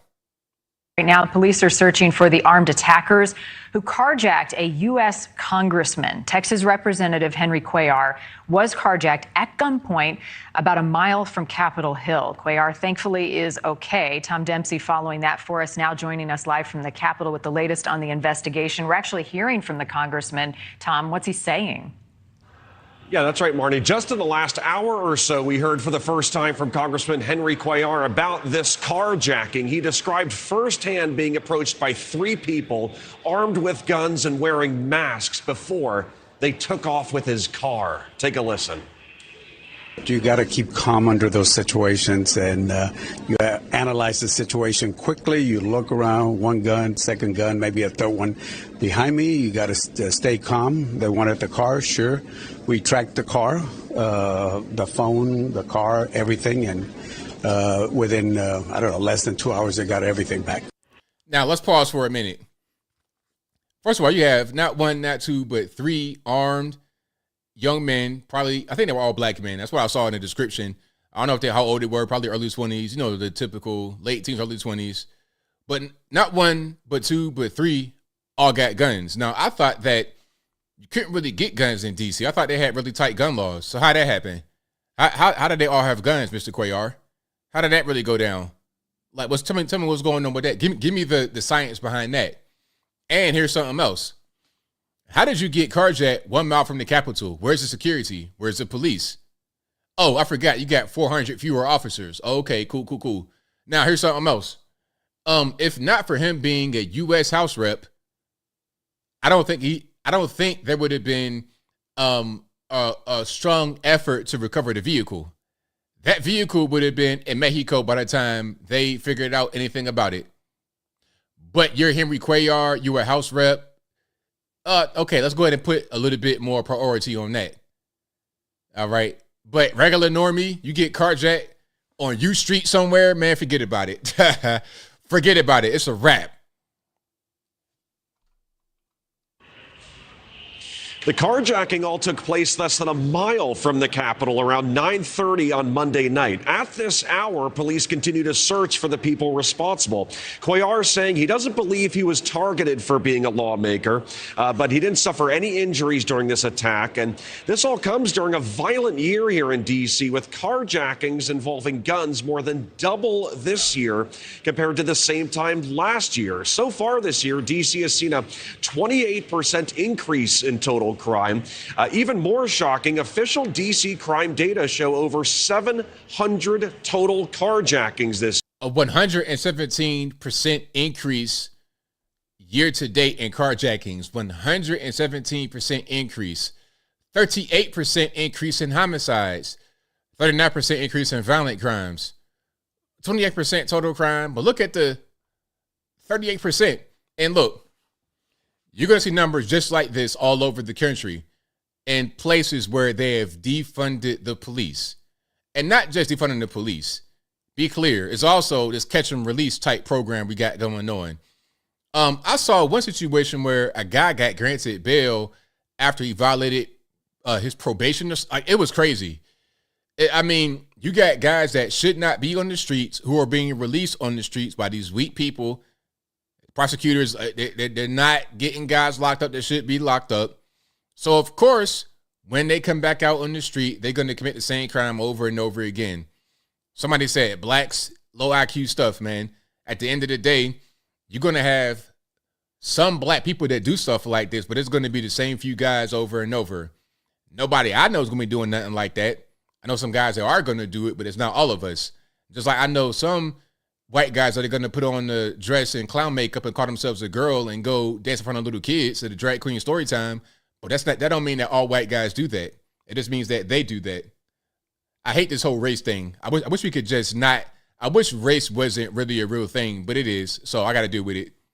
This year, more than double the amount during the same time last year. The number you're seeing here is just the numbers involving guns only, but both homicides and violent crimes also remain up over 30% compared to the same time last year. Back in February, we reported on how Congresswoman Angie Craig, a Democrat from Minnesota, was assaulted inside her apartment building here in D.C. She suffered bruises during the attack, and police later arrested a 26-year-old man also charged with assaulting police officers during the arrest. Her staff said they did not believe the attack to be politically motivated. Now, both Capitol Police and D.C. Police continue to investigate this case at this hour, but again, the people responsible still remain on the loose. So there you have it. That's what's going on out there in D.C. But hey, I thought that you can't really have guns in D.C. I thought if we just defund the police and say Black Lives Matter, it's okay. You have specific policy decisions that make these kind of things happen. That's just what's going on. 117% increase. People say, like they love New York. New York? No, I'm not going to New York. Los Angeles? No, I'm not going to Los Angeles. I'm just not going to these places. I'm just not. Maybe I got to go to certain parts and I'll be okay. But for the most part, no, I'm good. I like smaller, big cities, not these ridiculous, in America. Like if I go to Japan, go to Tokyo, it might be a little bit different. Obviously, it's not going to be all this crime and violence. But here in the States, these crazy big cities, L.A., New York, Chicago, give me a smaller, let me go to Florida. Miami, Florida, yep. Tampa, yep. Philadelphia, New York, can't do it. Tennessee, Nashville, yep. Atlanta's even good. Only certain parts. I go to Atlanta, but I just don't go to, you can go downtown, midtown, but during the day. Like, if you go to downtown certain times at night, it could be a little weird. I kind of stay in certain spots. I know where to go. That's the main thing. But Los Angeles, I don't want to go at all. So ghetto. No English at all. Did I cover the story about the minimum wage increase? And then a lady spoke no English. It's like, man, you've been here for 20 years working at Mickey D's or Burger King or whatever. Not one word of English. Listen, if I go to Mexico City, if I go somewhere in Mexico, if I move to Guatemala, Honduras, Nicaragua, El Salvador, if I move to a country where they speak Spanish and I live there 20 years, I'm going to hablar español. I'm going to hablar español. I ain't going to just speak English the whole time. Like, what am I doing? But I guess in certain parts of California, there's no need for English because don't nobody speak English. That's crazy. It's totally crazy. Again, if I go there, I'm going to learn their language. If they come here, you learn our language. Is that much to ask? If I'm a visitor, that's one thing. If I'm just a tourist or whatever, okay. If I live there, I'm going to learn the language of wherever I go. That's just showing respect to the country in which I am being allowed to live. But here it's like whatever. You know what I mean? Like it's not even a big deal. Somebody said, but I go to San Diego, maybe. Detroit. I don't know about Detroit. I don't know a lot about Detroit. All I know is that it just has a bad reputation. It's like real ghetto in certain parts, but I don't know about the rest of it. From what I know, I'm not really a big fan, but it might be okay in certain parts. It might be okay in certain parts. It's like that in certain cities, but some places it's like it can happen anywhere. LA is kind of like that. Anywhere it can happen. In the hills, whatever, but definitely like on the ground floor in the real ghetto part, it can happen anywhere. The downtown and like West Coast cities are disgusting. Oakland, I've never seen anything like Oakland anywhere beyond the Mississippi River. Nothing like, I've seen some really ghetto stuff. I've seen some hood, some ghetto. I've never seen, Oakland is like Mad Max. I mean, cars strewn about, just ghetto, violent. I mean, how do you live in Oakland? And the crazy part is that Oakland has a lot of rich people that live there. It's like, well, where y'all live at? Do you have the rich folks living in the tents or in the debris on the ground? Where do they live at? I have no idea. Oakland is real bad. San Fran, real bad. LA. San Diego, I heard was okay.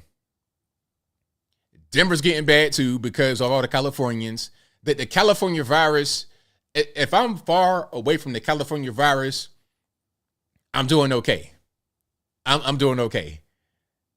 But that California virus, oh my goodness. And the crazy part is that California is a beautiful state. Certain parts of the state are not as infected by that virus as others. You go off to the smaller towns and it's not so much. And I don't mean Fresno. I'm talking about like some of the small towns. It's okay. But beyond that, yuck. Man, oh man. Where the road says, did I hear about the guy who got shot in the face downtown Chattanooga? Yeah. I mean, you know, before I came to Chattanooga, I was told that it was dangerous and violent. They called it shoot-a-nooga, not the other word, shoot-a-nooga, as in Chattanooga, not no eyes in there, so don't nobody get slick. But when I came here, it's like no crime. It's literally no crime. Downtown, like if there's any crime, it's isolated and it's rare because it's a small place. It's not really any kind of crime at all. I feel safe anywhere except for East Chat. But it ain't nothing in East Chat but just blight and just like there's no reason to go there. There's literally no point of going to East Chat. And it's like kind of like in a cut.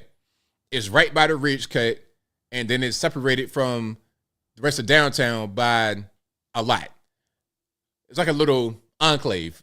So there's no reason to go there at all. You could totally bypass it. There's nothing there. It's like a wasteland. They should just abandon it. And what's happening, I'm going to get back to the show in a moment. What's going to happen is a lot of these hood areas, ghetto areas all over the country, they're going to make them become what they were at one time. They're going to revitalize them. They're going to build them back up. And if you live there and you're not trying to get it together, they're going to ship you out way out to the country.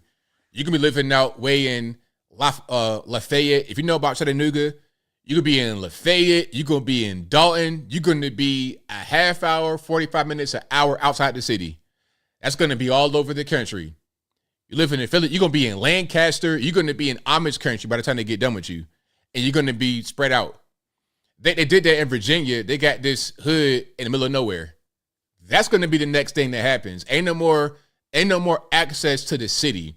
You're going to be way out BFE territory. Pardon my language, but I digress. If you like what you're hearing so far, please give the video a thumbs up, like the video, share the video, do all that good stuff. That'll help me out tremendously. All right. So we got super chats on deck. Then I'm going to get to the calls. The number to call is 434-658-1220. Again, 434-658-1220. They can't send you to Liberia or nothing like that. What they're going to do, they're going to send you in the middle of nowhere where ain't nobody yet. Like, and I'm talking about like a small town where there's nobody yet, where it's kind of like abandoned. They're going to put you way out there. Not in a small town where people are living and they kind of just doing their thing. I'm talking about just Nowheresville. You're going to be out there. That's what's going to happen. All right. But yeah, Chattanooga's great though. Chattanooga, I like it. I like the proximity to Nashville and also Atlanta. I like Atlanta a lot. I like the northern parts, obviously, of Atlanta, not necessarily the city all the time. I like Nashville a lot. I like being right there, Broadway. I like going out to Franklin and all that good stuff out there as well. Some of the, the more affluent areas. But I like being right there downtown, like the Midtown by Vanderbilt. Love it. Definitely love it. I like going back home to Norfolk, that area as well. Go down to the beach when it's warm. Absolutely. All right. But the hood stuff, they're going to stop that. Projects. Listen, the days of the housing projects in the middle of downtown, over with. That's over. Okay. You want to be a crack smoker, go to the middle of nowhere and do that out there. That's the next thing you're going to have happen. Michael Critchlow says, how does one who hate Apple have an iWatch? An Apple Watch, sir? I'm not quite sure that I said I hate Apple. I don't like what they do with their devices. I don't like them for what they do to their devices. Like the Apple Watch is just for productivity and because I got an iPhone. But if I had an alternative that was not an Apple Watch that could do the same thing, I would get it. And the Apple Watch is not the same thing as their phones and their computers. And they have computers that I would work with, but for the most part, I don't like what they do with the PC especially. Or their computer, very anti-consumer. I don't like that. But the watch is actually pretty good. Monique Price says, did they mean to release that document? It's reminding me of the DeSantis incident with the coaching. That's a good question. I don't know if they meant to release it, but if they didn't, you still have your main man commenting on it. What's his name? I forget my man's name. The fire alarm bro. Y'all know what I'm talking about. I want to say Hakeem Jeffries, but that's not him. Jamaal Bowman. Thank you. Jamal Bowman spoke on it. So if it didn't put the document out there, you still said what was in it.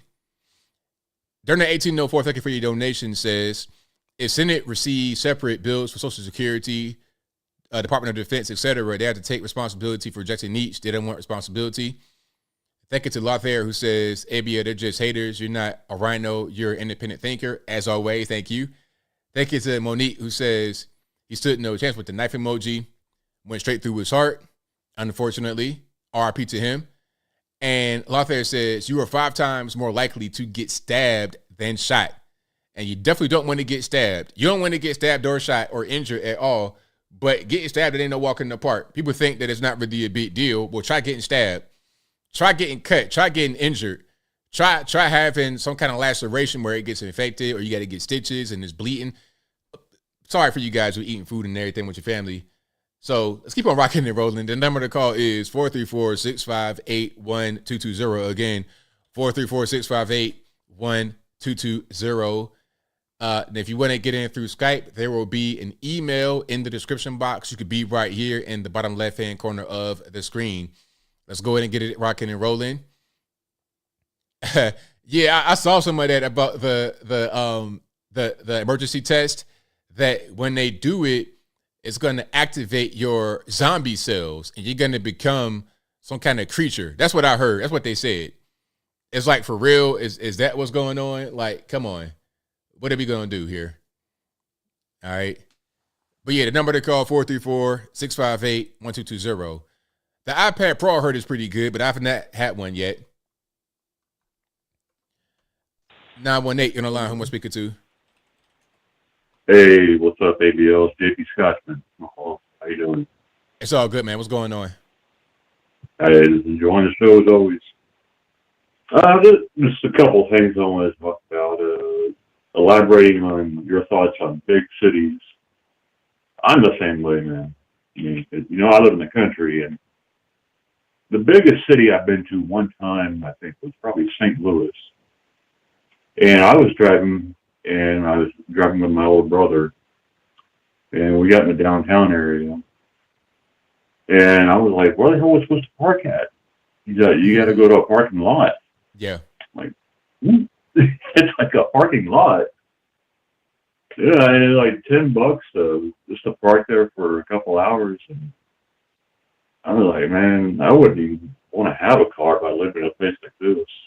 For real. But yeah, the crime is horrible too. But yeah, parking would drive me nuts. And then I'll tell you, this whole thing with Trump and the Speaker of the House possibility could be one of the greatest things that ever happened to this country, and some of the best trolling by anyone in world history. It definitely could be, for sure. Yeah, you imagine, Trump comes back as the speaker, Biden gets impeached, or he just can't hang anymore. Trump becomes vice president. Kamala gets impeached for some reason, I'm sure there's 24. Bam, Trump's right back in, and he's got a whole new term. I mean, that would drive the leftists just insane, and I hope that happens so bad. That would just be awesome. Absolutely. Yeah. Well, that's my take on tonight in the news. So, love you, and love everybody in the chat, and I'll sit back and enjoy the rest of the show. Well, thank you for the call, man. Definitely appreciate you. All right, later, dude. All right, shout out, man, for the call. We'll certainly appreciate him. Let's keep on rocking and rolling here. 208, you're on the line. Who am I speaking to? ABL, how are you tonight, my brother? It's all good, man. What's going on? Well, I've been listening to you. Good grief. I wanted to tell you, I heard that conversation between you and Ivan last time we spoke, and good on you for holding your own. That was just pretty rude, some of the things he was saying, but you did very well, my friend. And then some of the comments, I've been cooking and listening to you tonight, and some of the comments, I mean, good gosh, I've watched you forever, man. The swamp creature, that never crossed into my vocabulary for you. I think you're doing a good job of getting the message out. Well, thank you for that. I appreciate you. But the reason I called in is I do want to make a few comments, because I have been I actually took 2 days off just to start digging into some of this stuff, ABL, because you hear 10 stories from 10 different sides, right? So, Gates, I understand you don't like Gates. He's kind of a hard guy to like. But at the same time, I do understand why he wanted McCarthy out. Does it leave a void? You bet it does. It certainly does. And the fact that Jim Jordan just came out and now he's threw his name in the hat, and I like Jim Jordan. I really do. But out of all this news coverage that I've watched today, and Jim Jordan getting up here and spewing off how much that the House has passed, Anthony, what people don't understand, and none of Hannity, None of these, Laura Ingraham, none of them are covering this or speaking it out loud. The House can pass every bill they want to pass, okay? But they know full well that it's never going to pass Congress, okay? The only way you're going to deal with Congress is to bend them over a barrel. And Congress hasn't passed anything in 9 months. And your average American doesn't understand when you have Jim Jordan and people like that getting up here and saying, we've done this, we've done it. Yeah, you have. But has it cleared the Senate? No. No, it hasn't. Is it going to? No, it's not, because that's politics. And so I did come armed with a couple of things, and I'm sure you may know this or may not, but if you don't, maybe it'll help you. First of all, one of the biggest things that these guys went out after McCarthy over, and I agree 150,000%, is McCarthy made a deal with them to separate the bills. When they were going in, rather than loop the border and Ukraine together, they insisted that the bills be separate, and it should be like that. Why should we have to agree on border funding only under the guise of sending another $40.1 billion to Ukraine? I don't agree with that. And McCarthy has always known if the Republicans didn't support him, the Democrats would, and they have. And here's something you may or may not know. Did you know that he worked with the Democrats to boost the debt ceiling past 2024 all the way into 2025? No. And so you take a Republican nominee, Trump or whoever it is, they've got no reason to say this is, there's no cap on it. They've got no reason to say that so-and-so spending too much money because McCarthy agreed to it. So, and he promised the Freedom Caucus that he would give 12 single subject bills, one of them being border security and a couple more important, with the infrastructure bills. He never brought them forth. He's had 9 months. He never bothered to bring one of them, single spending bill, to the floor. And that's a fact. You can check me. You can fact check me on this. And so what it boils down to, with all the research I've done in the last 2 days, this is what I've come to the conclusion of. It all boils down to 4 people: Pelosi, McConnell, Schumer, and McCarthy. They're the ones that decide what passes and what don't.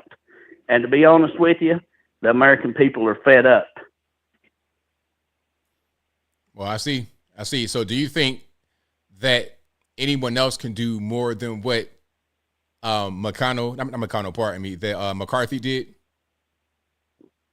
I think people can do more than McCarthy did. Yes, I do. But here's what I also think. I think it's a time of reckoning in our country, and I think it can't be business as usual anymore. Okay, like I said, the Democratic-controlled Senate they could have passed a bill, a stopgap bill months ago to continue this on. They didn't do it. Okay, it's the Democrats. They're not going to do anything. They want the Republican Party to sit back here with mud on their face. So the way I agree with Gates is, if we're going to get mud on our face, let's get it all over our body, and let's go ahead and call everything out in the open. Now, how this is, I don't think Trump, I've heard people say Trump's going to be the speaker. That's impossible. I agree with you 100%. The man's got too many irons in the fire now. But at the same time, I would be very hesitant about backing Jim Jordan. I mean, I think he could do it, but whoever leads that position is going to have to look like a butthole in the ABL, because if they haven't learned anything from the past, for God's sakes, open your eyes and look. You cannot deal with the Democrats. They'll cut the rug out from under you every time. So, my point is this. We're Americans. We were bred to survive. So if it means getting to the root of the evil, shut it down. I like beans and taters. I like taters and beans. I don't have to have filet mignon every night. If it means getting the right people in place, me and my family's willing to suffer and go through a government shutdown. Right. Well, I hear you. I mean, that's the only way, you know, you just expose it. And I'm sorry, but people in the United States is going to have to get off the easy street. I mean, yeah, maybe there will be some, you know, some undocumented people that in libtard states like California, Oregon, and Washington that gets free food stamp hands out. Maybe they don't get that anymore for a while. I'm sorry, but that's just life, you know. Maybe people's going to have to tighten their belt loop a little bit. But, you know, maybe that'll wake people up to actually they'll look in and see that just because the Senate passes something, the Democrats have control of putting it into law. Right on. Well, thank you for your call. I definitely appreciate you. You bet you. And keep up the good work, my friend. All right. Thank you. Bye-bye. Appreciate you. All right. And shout out to the caller. Good call. And shout out to you guys as well for being here. The number to call is 434-658-1220. Again, 434-658-1220. The number is always in the description box below. Let's keep on rocking and rolling. 949 on the line. Who am I speaking to? Yes. Hello. Hello. Can you hear me? Hello. Is it Anthony? Yeah, Anthony. I want to start off. I want to say Liberty Safe. Okay. There's if you go back. Hello. Yeah, go ahead. Keep on talking. Oh, yes. I'm sorry. Liberty Safe. Okay. You go back to the arrest of the YouTube bomb in Utah. Okay. And when that was all going down, when that fiasco was going down, there was, I was watching it on the news and there was radio chatter between the police. There was a policeman that was radio chattering either to dispatch or to another officer, but it came up that, and I heard it, that they had a safe room downstairs, okay? And it had a sign on the door. We might have all heard about that, you know, that it said Fort Knox on it. Well, it wasn't a safe. It had a sign on this door that said Fort Knox. It was a safe room. Well, on that radio chatter, if they could find it again, that one officer asked the other officer, said, does that door have a Liberty Safe lock on it? Now, if you think about that, we're not talking about the feds here. We're not talking about the CIA or the FBI or any of these high institutes that could get the combination to a Liberty Safe lock. We're talking about a local police department, okay? And they're curious whether it has a Liberty Safe lock on the door. And that was brought up in that radio chatter with those policemen at that time. And I just think it's you know, at first they were saying, oh, well, they needed a special warrant and they had to go through this and that and that. No, it doesn't sound like it to me at all. If a local police department can sit there and say, hey, does it have a Liberty Safe lock on it? Then obviously they must think that they could get into it quite easily. That's what my thoughts were when I heard that chatter. Yeah, and what say you? I believe you're right. I believe you're right about that because didn't they already crack? Well, not really crack it, but the feds contacted Liberty Safe and got a code to someone's safe, and they were able to get access into it. So it'd be the same thing here. Right. And when they did that the first time and everyone was outraged about it, that you know, they kind of made it seem like it was an upper level search warrant. But if a local police department, that's the thing, if a local police department is bringing up the fact, you know, hey, if it's a Liberty Safe lock on that door, you know, insinuating that they could get that door open easy, you know, so, and it was one of the first questions that the dispatch officer asked. So it kind of it may be more widespread than we were. You know, this isn't just a one case deal. Maybe all the police departments know that they can get into a Liberty Safe lock. You know, that's what I'm thinking. You know, I really am. Yeah, that's what it sounds like. Definitely.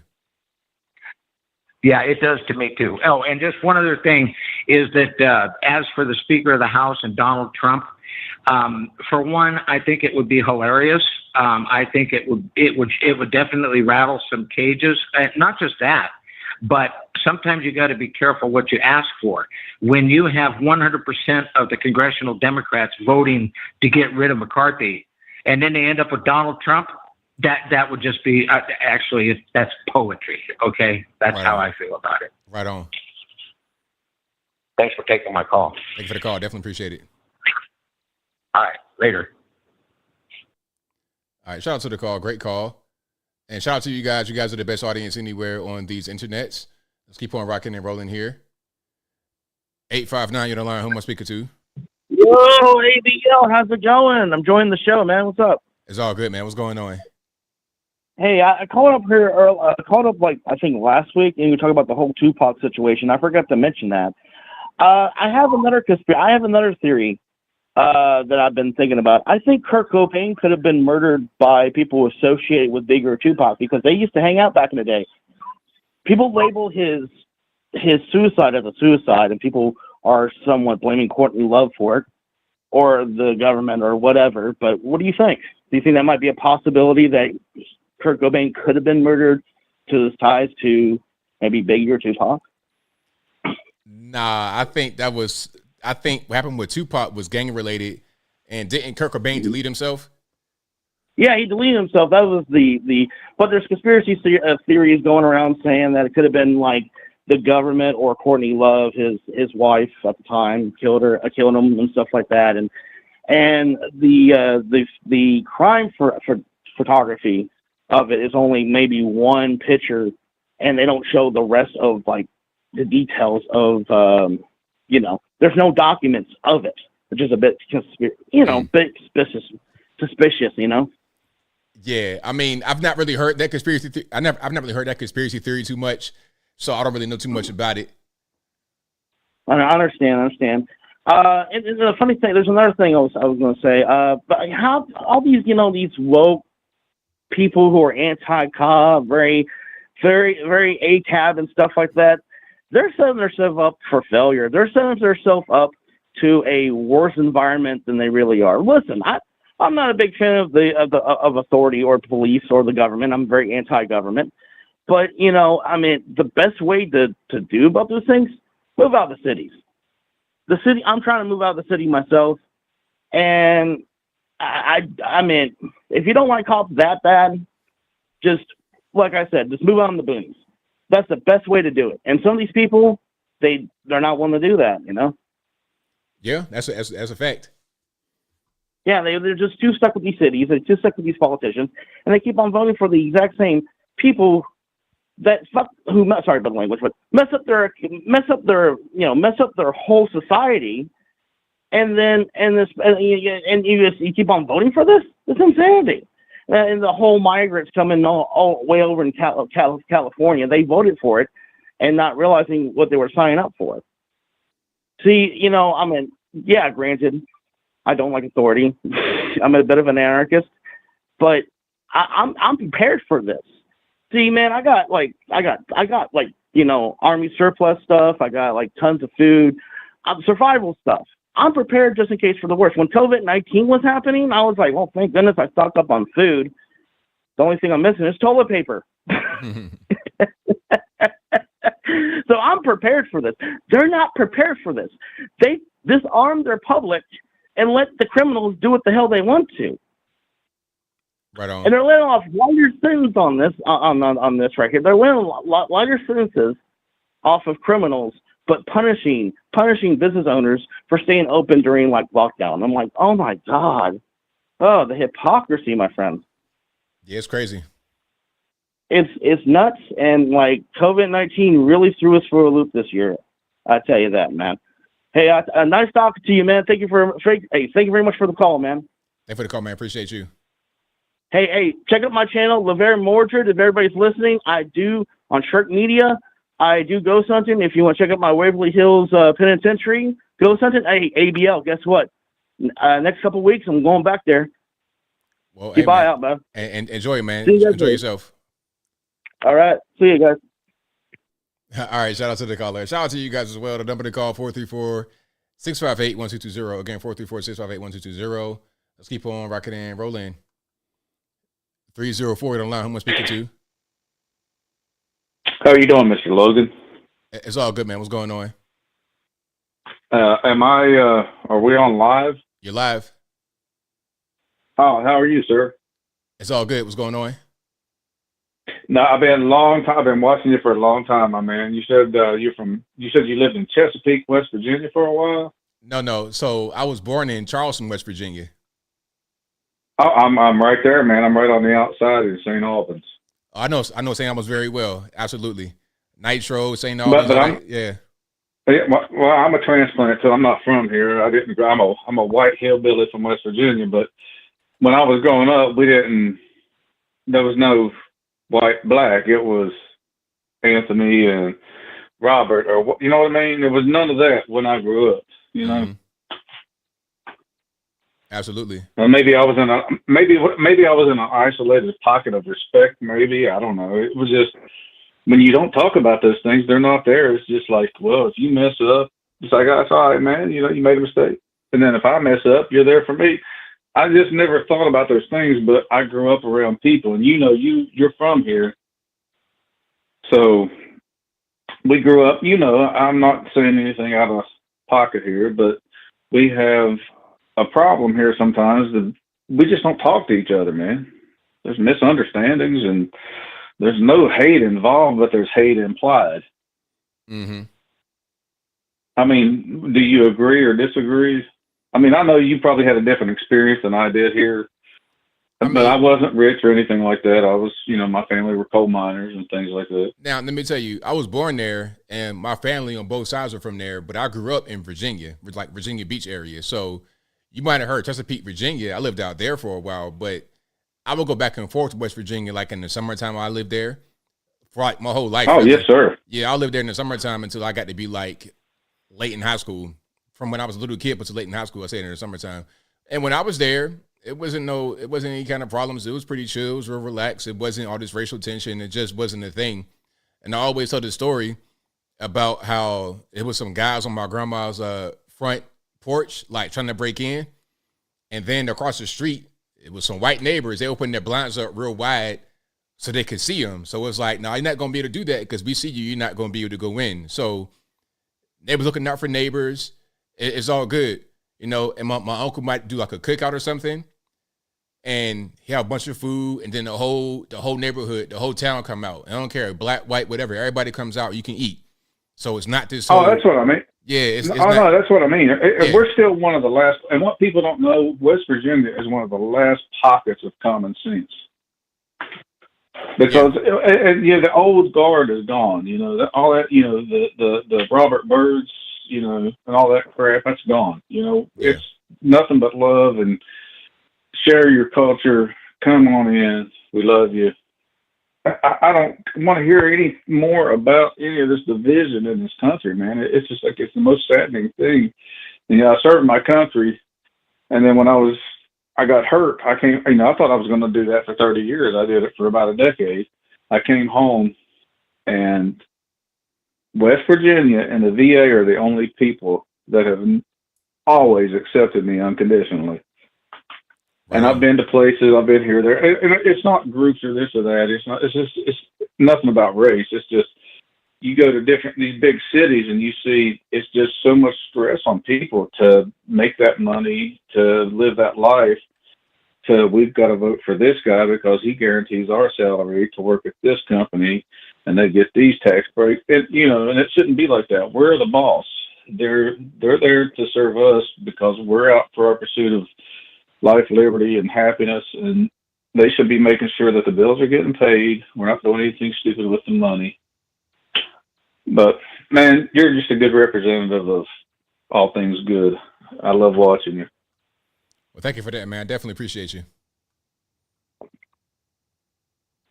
But I'm sorry if I took up too much of your time.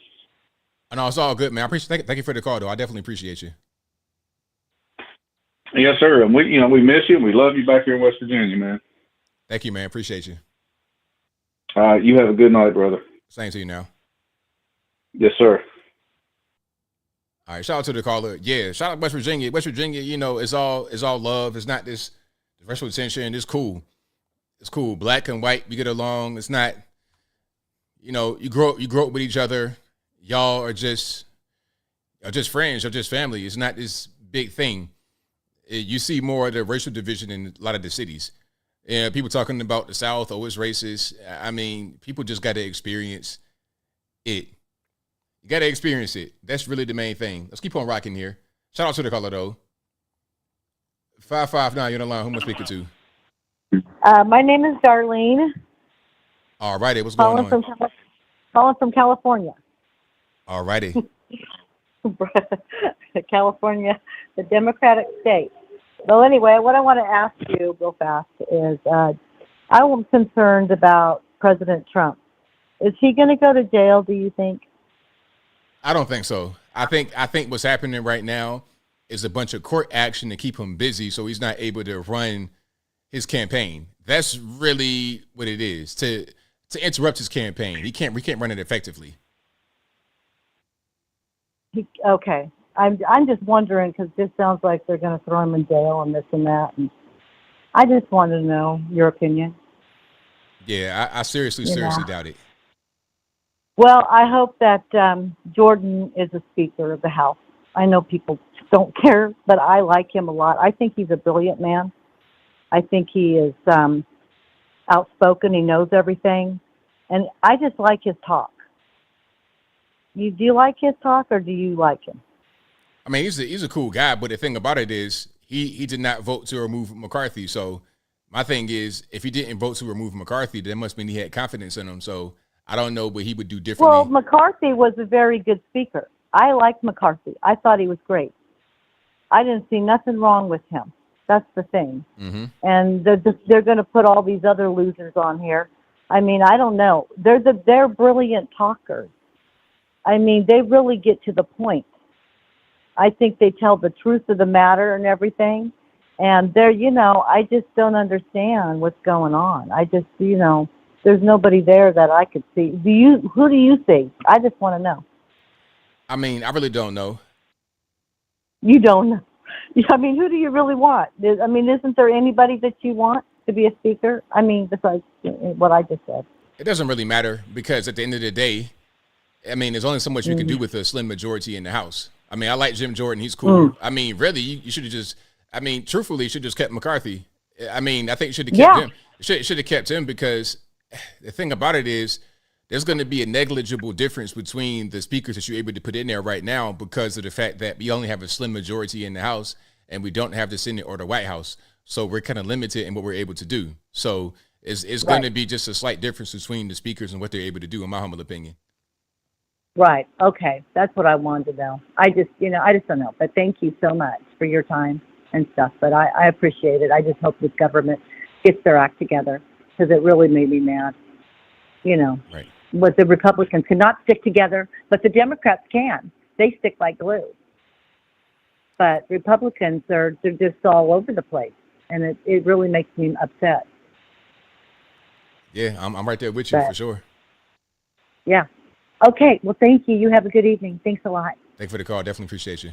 Mm-hmm. Bye-bye. Bye-bye. All right. Shout out to the caller. Great call. Yeah, I think it's going to be negligible differences between the speakers. It's not going to be the dramatic change from Kevin McCarthy to Jim Jordan. Jim Jordan voted for McCarthy, had confidence in him, spoke out for him publicly. So if you put him in there, what makes him different? I don't know. That's just my thought process on it. Let's keep on rocking here. Let's go to 440. You're online. Who am I speaking to? Hey, Bill. How's it going? It's all good, man. What's going on? Pretty good. Can you hear me well? Sort of. Like, you want some kind of speakerphone or something? Yeah, hold on a second. Let me put on my phone. Hold on. What about now? That's better. Yeah. Well, regarding the attack that happened in New York, that's kind of like ironic, to be honest with you, because these people are the ones that keep pushing these policies like defund the police. And I wonder where was the social worker in those moments, because they always keep saying we need more social workers, not cops. So there you go. I'm not trying to make fun of anybody. I just think it's ironic, that it happened to that particular guy. Then I heard that there was another guy that got shot like 6 times in Philadelphia, and he was pushing the same policies too. Yeah, I've not even heard about that one. Yeah. I think I saw this today on like a YouTube channel or something. Somebody in Philadelphia got broken into his house and got shot, and he was like kind of like the same guy with same kind of policies, like no cops, defund the police, we need more social workers, blah blah blah, all the other stuff. This, that, and the other. So this is what happened. Interesting. Yeah. So that's very sad, and unfortunately, the way I see things are going, and like even worse than they are today. Right on. Yeah. Well, that's all I had to say, though. Thanks for taking my call. Thanks for the call, man. Definitely appreciate you. Thanks. Bye. All right. Shout out to the caller. Yeah, man. I mean, the social activism, man, a lot of that stuff might kind of seem good on paper, but in reality, it's a little bit different, ain't it? Unfortunately. All right. Let's keep on rocking here. Let's go 773 on the line. Who am I speaking to? Hey, ABL, this is Zen from Milwaukee. All right, man. What's going on? Not too much. I just want to say real quick, the Bucks are going all the way this year. I'm pretty sure I heard you say a while back you're a Milwaukee Bucks fan. Maybe I'm wrong, but Absolutely, I am. We got what's your man's name? The guard from the Blazers. Lillard's coming. Damian Lillard. Yeah, absolutely. Yeah. Right. So yeah, I've been a fan forever, so I just want to congratulate you on the 1 million subs. I know it's been a bit, but I remember they're holding you at like 650,000 subs forever. Like you just stuck there, and then it was like 850,000 or something. So congrats, YouTube finally let you free. Again, just a lot of your fans, I think we know you earned that a long time ago. So great show tonight. I just want to get my little opinion in here real quick on this whole speaker thing. So I know I listen to a lot of conservative talk shows and podcasts and whatnot, and independents. And one of the common things I'm always hearing is Republicans are weak, Republicans are weak, Republicans are weak. And I agree with that. I don't agree with the people that say, oh, they got to do the Democrat tactics and, get dirty like them and be like a uniparty and all the same as Dems. I don't agree with that because, we got independent minds, and smart people don't have to agree on every other thing with everybody else. That's called a cult. That's called hive mind. Like, no, we don't need to do that. But so what I'm saying with this is I do like what Gates is doing. I don't necessarily love his personality. He speaks with bravado sometimes that I don't like, but he also has confidence, and he is smart. Like when you listen to him talk, he knows his stuff. He's not like up there putting on a show.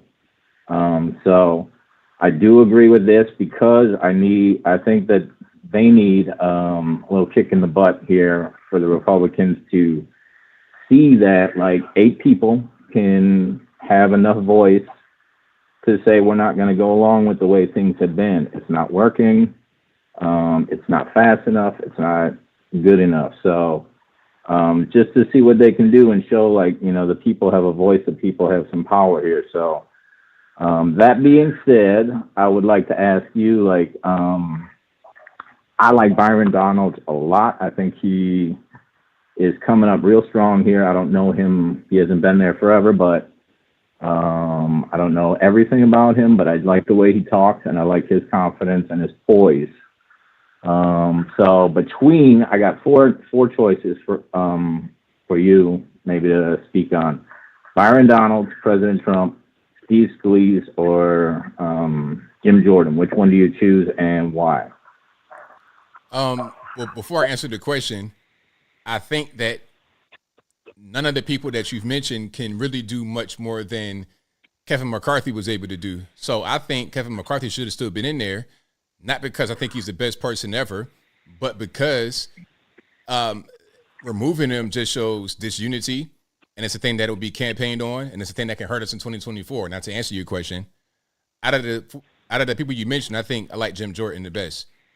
Because Jim Jordan is really just like a really studious person, in my humble opinion, and really just kind of straightforward. I always like Jim Jordan.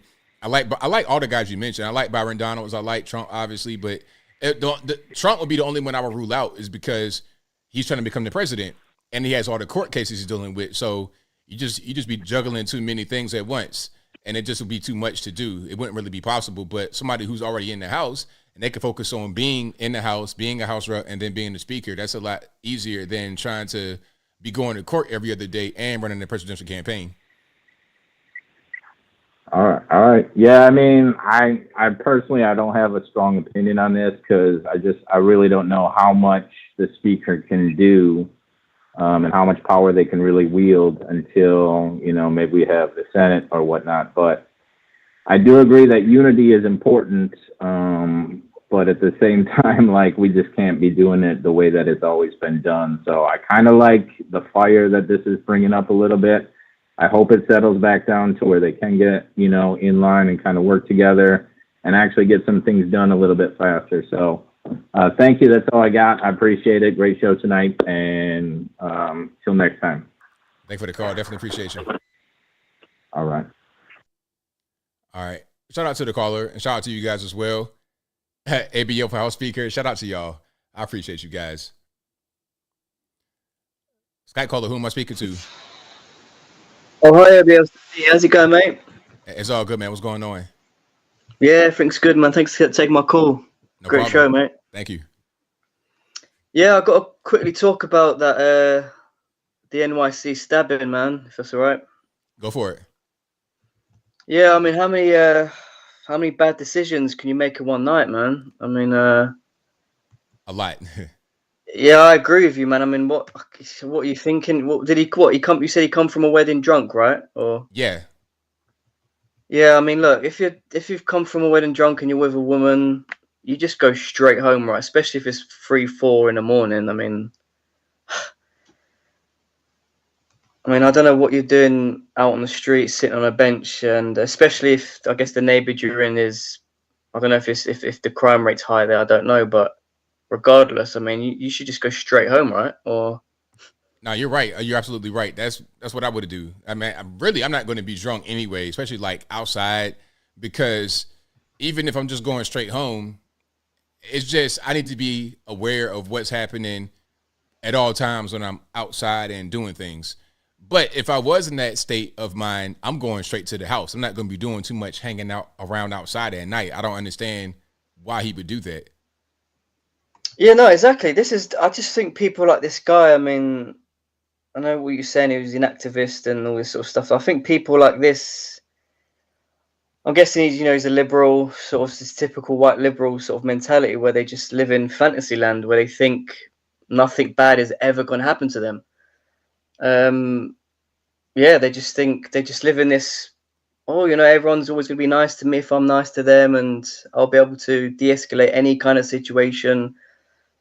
And these people, people who are suffering from mental health problems, or just, again, who are just evil people, just want to harm people for the hell of it.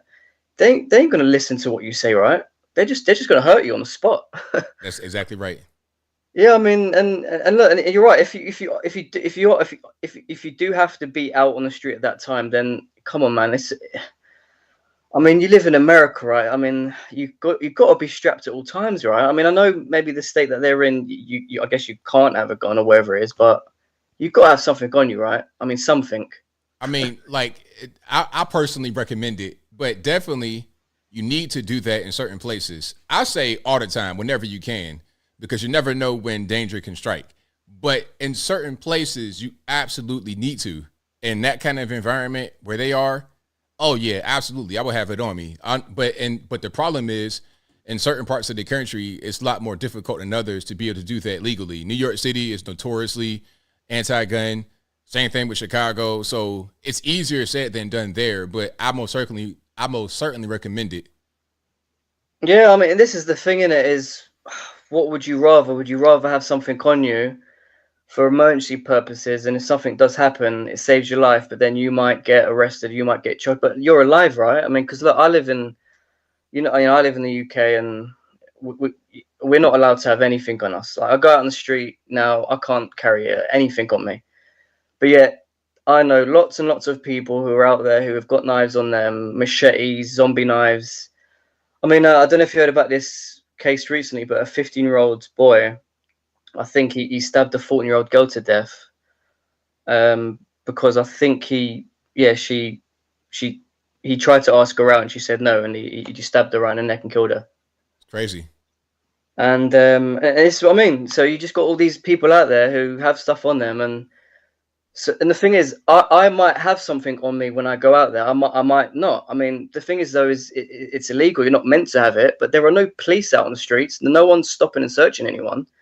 So for me, it's like, well, no one should have it, or everyone should have something on them. And I'm just kind of like one of those people. I feel like, well, if something was to happen, I'd rather have something on me to defend myself in the situation and get arrested afterwards and be alive, than I guess not have anything on me and be vulnerable, be robbed, get stabbed, get killed. I mean, am I crazy, or is that just, I feel like a normal sort of approach to life, right, ABL? It seems normal to me. You're not crazy at all. I think you're making a lot of sense. I mean, if you was living in the UK, wouldn't you kind of have the same approach as me? Like, well, okay, I'm not meant to carry anything on me because it's illegal. You're not meant to. You're meant to be a good little boy, and or would you be like, no, I've got to carry something on me? Yeah, I need to have something. You know, the saying that we have, I'm not quite sure if it's the same way over there, but I'd rather be judged by 12 than carried by 6. That's pretty much the way I would look at it. It's like, okay, well, if I have this on me and it's illegal, maybe I have a legal problem, but at least I don't die because I was able to protect myself. So I'd rather have my life than, I'd rather have my life and risk the jail thing rather than not risking jail and lose my life. But that's exactly it, you know what I mean? Because you got to think about the people in your life as well, your friends, your family. Like, people need you around, and sometimes there might be a situation in life where you're going to need to have, you're going to wish you had something on you when something happens to you. So what was I going to say? Sorry, I just lost my train of thought. Yeah, the UK government, they're sort of bringing a law in that they're looking into to ban XL bullies. You know, the dog breed. Yeah, I've heard about that. Yeah, and then they're sort of you have to muzzle your XL bully, and you can't breed your dog. But the thing is how are you going to enforce these laws? I know loads of people who own these XL bullies who don't socialize their dogs, don't train them, and they're not going to muzzle their dogs. They're not going to do anything like that. But so how do you enforce it? Well, you're going to leave up to the public to grass on them, to call out the police, I guess. But they're more worried about that than actually stamping down on knife crime. It's disgusting, man. Yeah, it's crazy. Totally crazy. Yeah, sorry, David, I don't want to take too much time, but yeah, so you're right about Trump with the whole House Speaker thing. He's only got one thing on his mind, and that's the presidency, right? Come on. Exactly. 100%. Yeah, after everything he's going through right now, it's beneath. I know the House Speaker is a great role and everything like that, but it's beneath him, right? He's the president. He was president before. He's looking to be president again, and who knows what he's going to do after he finishes the next, his last term. Who knows? I don't know. Right. All right. Yeah. Thanks again, Avery, for taking my call. Great show. Shout out to the chat. Appreciate it, mate. Take care. Thanks for the call, man. Appreciate you. Thanks, man. Thanks. Bye. All right. Great call. Shout out to my man for the call. Let's keep on rocking and rolling here. Let's go to. All right. And shout out to you guys for calling. You guys are the best audience anywhere on these internets. If you like what you're hearing so far, please give the video a thumbs up, like the video, share the video, do all that good stuff. That'll help me out tremendously. All righty. 215 on the line. Who am I speaking to? Oh, ABL, how's it going? It's all good, man. What's going on? Yeah, sorry, I had to take you off of speakerphone. So basically, I stopped following the Trump story a little bit, but I've still been keeping up with it here and there. But the thing is, it's so much going on out here. I try to keep up with what's going on in my own community and what's going on in the outside world and all over the world. It's a lot to take in. And then it's like you got your own personal life, so it's hard to, for me, it's hard to keep up with everything. I try to. It's like over time it gets a little repetitive. Like that time you said, sometimes you just like to take a break from politics.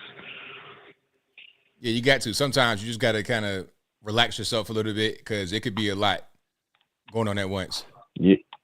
Yeah, that's the stage I pretty much got to, because I've been following you guys since like 2020, ever since all the George Floyd riots broke out, and I've just been following you guys ever since. And then it's like I just hit that stage. I was like, ugh.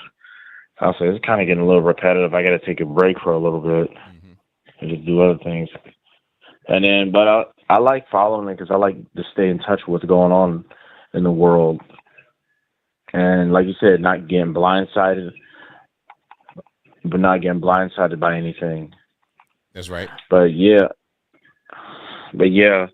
So basically, from what I heard, I didn't really follow the story like this. So I don't want to speak on it too much. There was a guy that got stabbed out at 4:00 in the morning.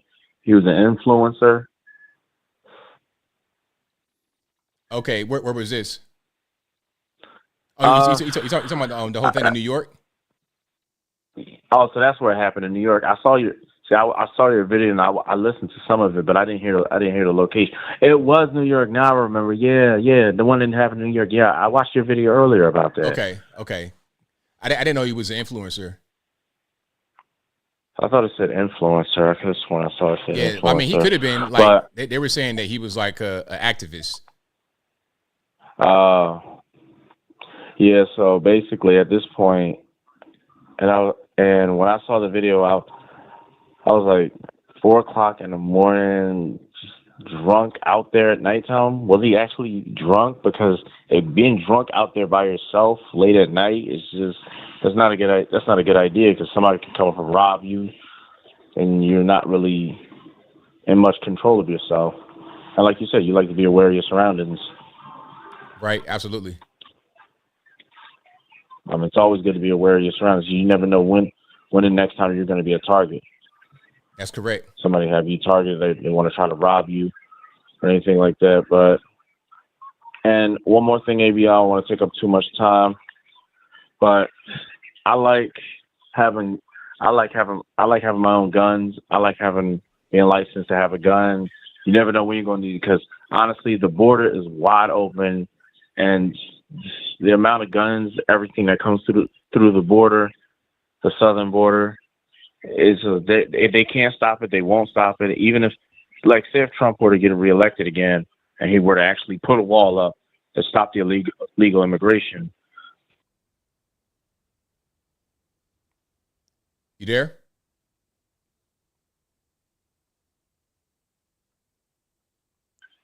Hello? Hey, can you hear me now? I hear you. Go ahead. Yeah, I had to put you on speakerphone so you could hear me. But no, there's no background noise. But yeah, it's like, say if like Trump actually wins and puts the border wall up, and because I was basically saying how many guns is out there. There's more guns out there than people. And if Trump puts the border wall up and stops the illegal immigration from going on, law enforcement, there's so many guns that they can crack down on. It's impossible for them to find all the illegal guns that's out there, because it seems like every week on the news all over the country, there's people getting busted for selling illegal guns. Mm-hmm. Yeah, and one more thing before I wrap this up.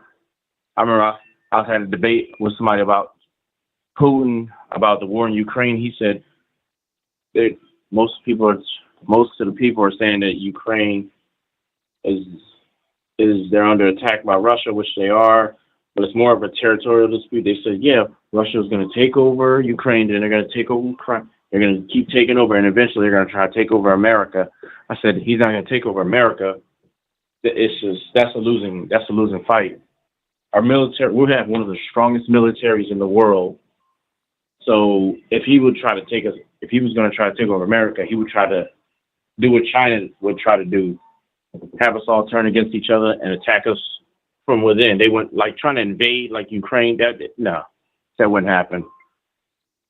Right on. You know what I'm saying. But all right. Thanks for taking my call, ABL. Thanks for the call, man. Definitely appreciate you. All right. Have a good night. Thank you, man. Appreciate you. All right. Shout out to the caller. Let's keep on rocking here.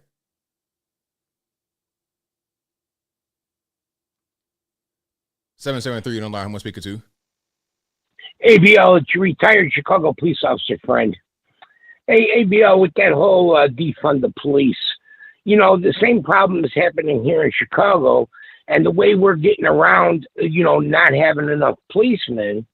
And remember, you know, not only are there not enough policemen with defund the police, a lot of young kids don't even want to be the police, and they can't even keep up with the retirements.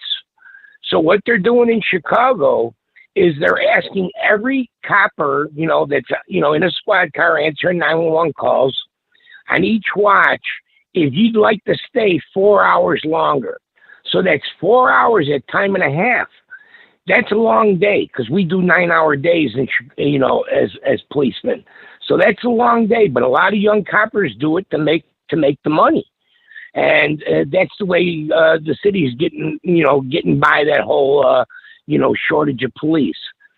And then, ABL, you also know, I've said it before, I always like to explain myself, and it gives people information and gives them a different perspective on things, you know, which I was telling you once before. Hey, the reason that it took us, you know, 5 hours to answer your call is because you've already been burglarized. You came home, you found your house burglarized, you called the police, and it took us 5 hours to show up. Why? Because we've had 2 murders we had to go do and handle. We had 4 carjackings. We had more priority calls, and that made the citizen understand what was going on. The reason I say that, ABO, is because I'd like to defend your live chat for a moment, because there's been a few comments last week and this week that, you know, the calls are kind of rigged, and they're not rigged. What I'd like to say to people is, you know, obviously there's regular callers that call in, but there's no, you know, collusion. Everybody just says what they want. The phone rings and rings and rings, and then the ABL picks up. The reason there's regular callers, and ABL has regular callers, is to move the chat along. You know, you can't have all trolls and people telling them 10 times to, you know, shut their stream off, that there's a delay, or just people that want to high five you. You know, you want to move the chat along. So we want people to call in. Everybody wants people to call in and new callers, but you're going to have your regular callers because you have to have the chat to go along, just like in the chat, in the live chat. You know, you got Mina and 007 Girl and, you know, Cyber Chic Chick. They move the chat along. The reason I'm the last caller, and if I may, ABL, and tell me if I'm off base here, the reason I'm always the last caller is ABL realizes I have this gruff, grovelly voice, and I look at myself as the bouncer of the chat. When you hear my voice, the ugly lights go on, and it's time to go, because ABL has a lot to do. There's no chit-chat for ABL. He needs to get his sleep. You hear my voice. You don't have to go offline, but you do have to get out of this chat. So, you know, I'm sure, you know, if you go over to Joel Davis Media Network, I'm sure he'll be happy to have you on the days that he's around. But that's why, because he figures, last caller, it's the last call, turn the lights out, get out. I need my sleep. So, anyway, I hope I'm not out of line, ABL, and I'll talk to you later. Thanks for the call. Definitely appreciate you. Thank you. All right, shout out to you guys. You guys are amazing, and that will be the last call. Shout out to a retired Chicago police officer friend. That'll be a wrap. If you couldn't get on tonight, don't blame me. Blame the white man. It's not my fault. And I will be back live again on Saturday night, as always, 8 p.m. Eastern Standard Time. So right around right now, which is 11 p.m. Eastern Standard Time. Thank you guys for being here. You guys are the best audience anywhere on these internets. And that'll be a wrap for me. Shout out to everybody that's been here watching, retweeting, super chatting, whatever you're doing. I appreciate you. Shout out to the mods who are here for keeping the trolls in check. Shout out to all you guys for giving out the free memberships. Shout out to my main man, Rebel Without a Reason, giving out 20 ABO memberships. I appreciate you, boss. Thank you, thank you, thank you. And shout out to my man I met in the store the other day, coming back to Chattanooga. Shout out to you if you're watching. Good guy. And thank you to everybody who has been donating. Shout out to Untangled Mind for being a member. And thank you to Mr. Fergman X for becoming a member as well. I appreciate y'all. But that will be a wrap for me. So until next time, y'all be safe. I'm out. And peace.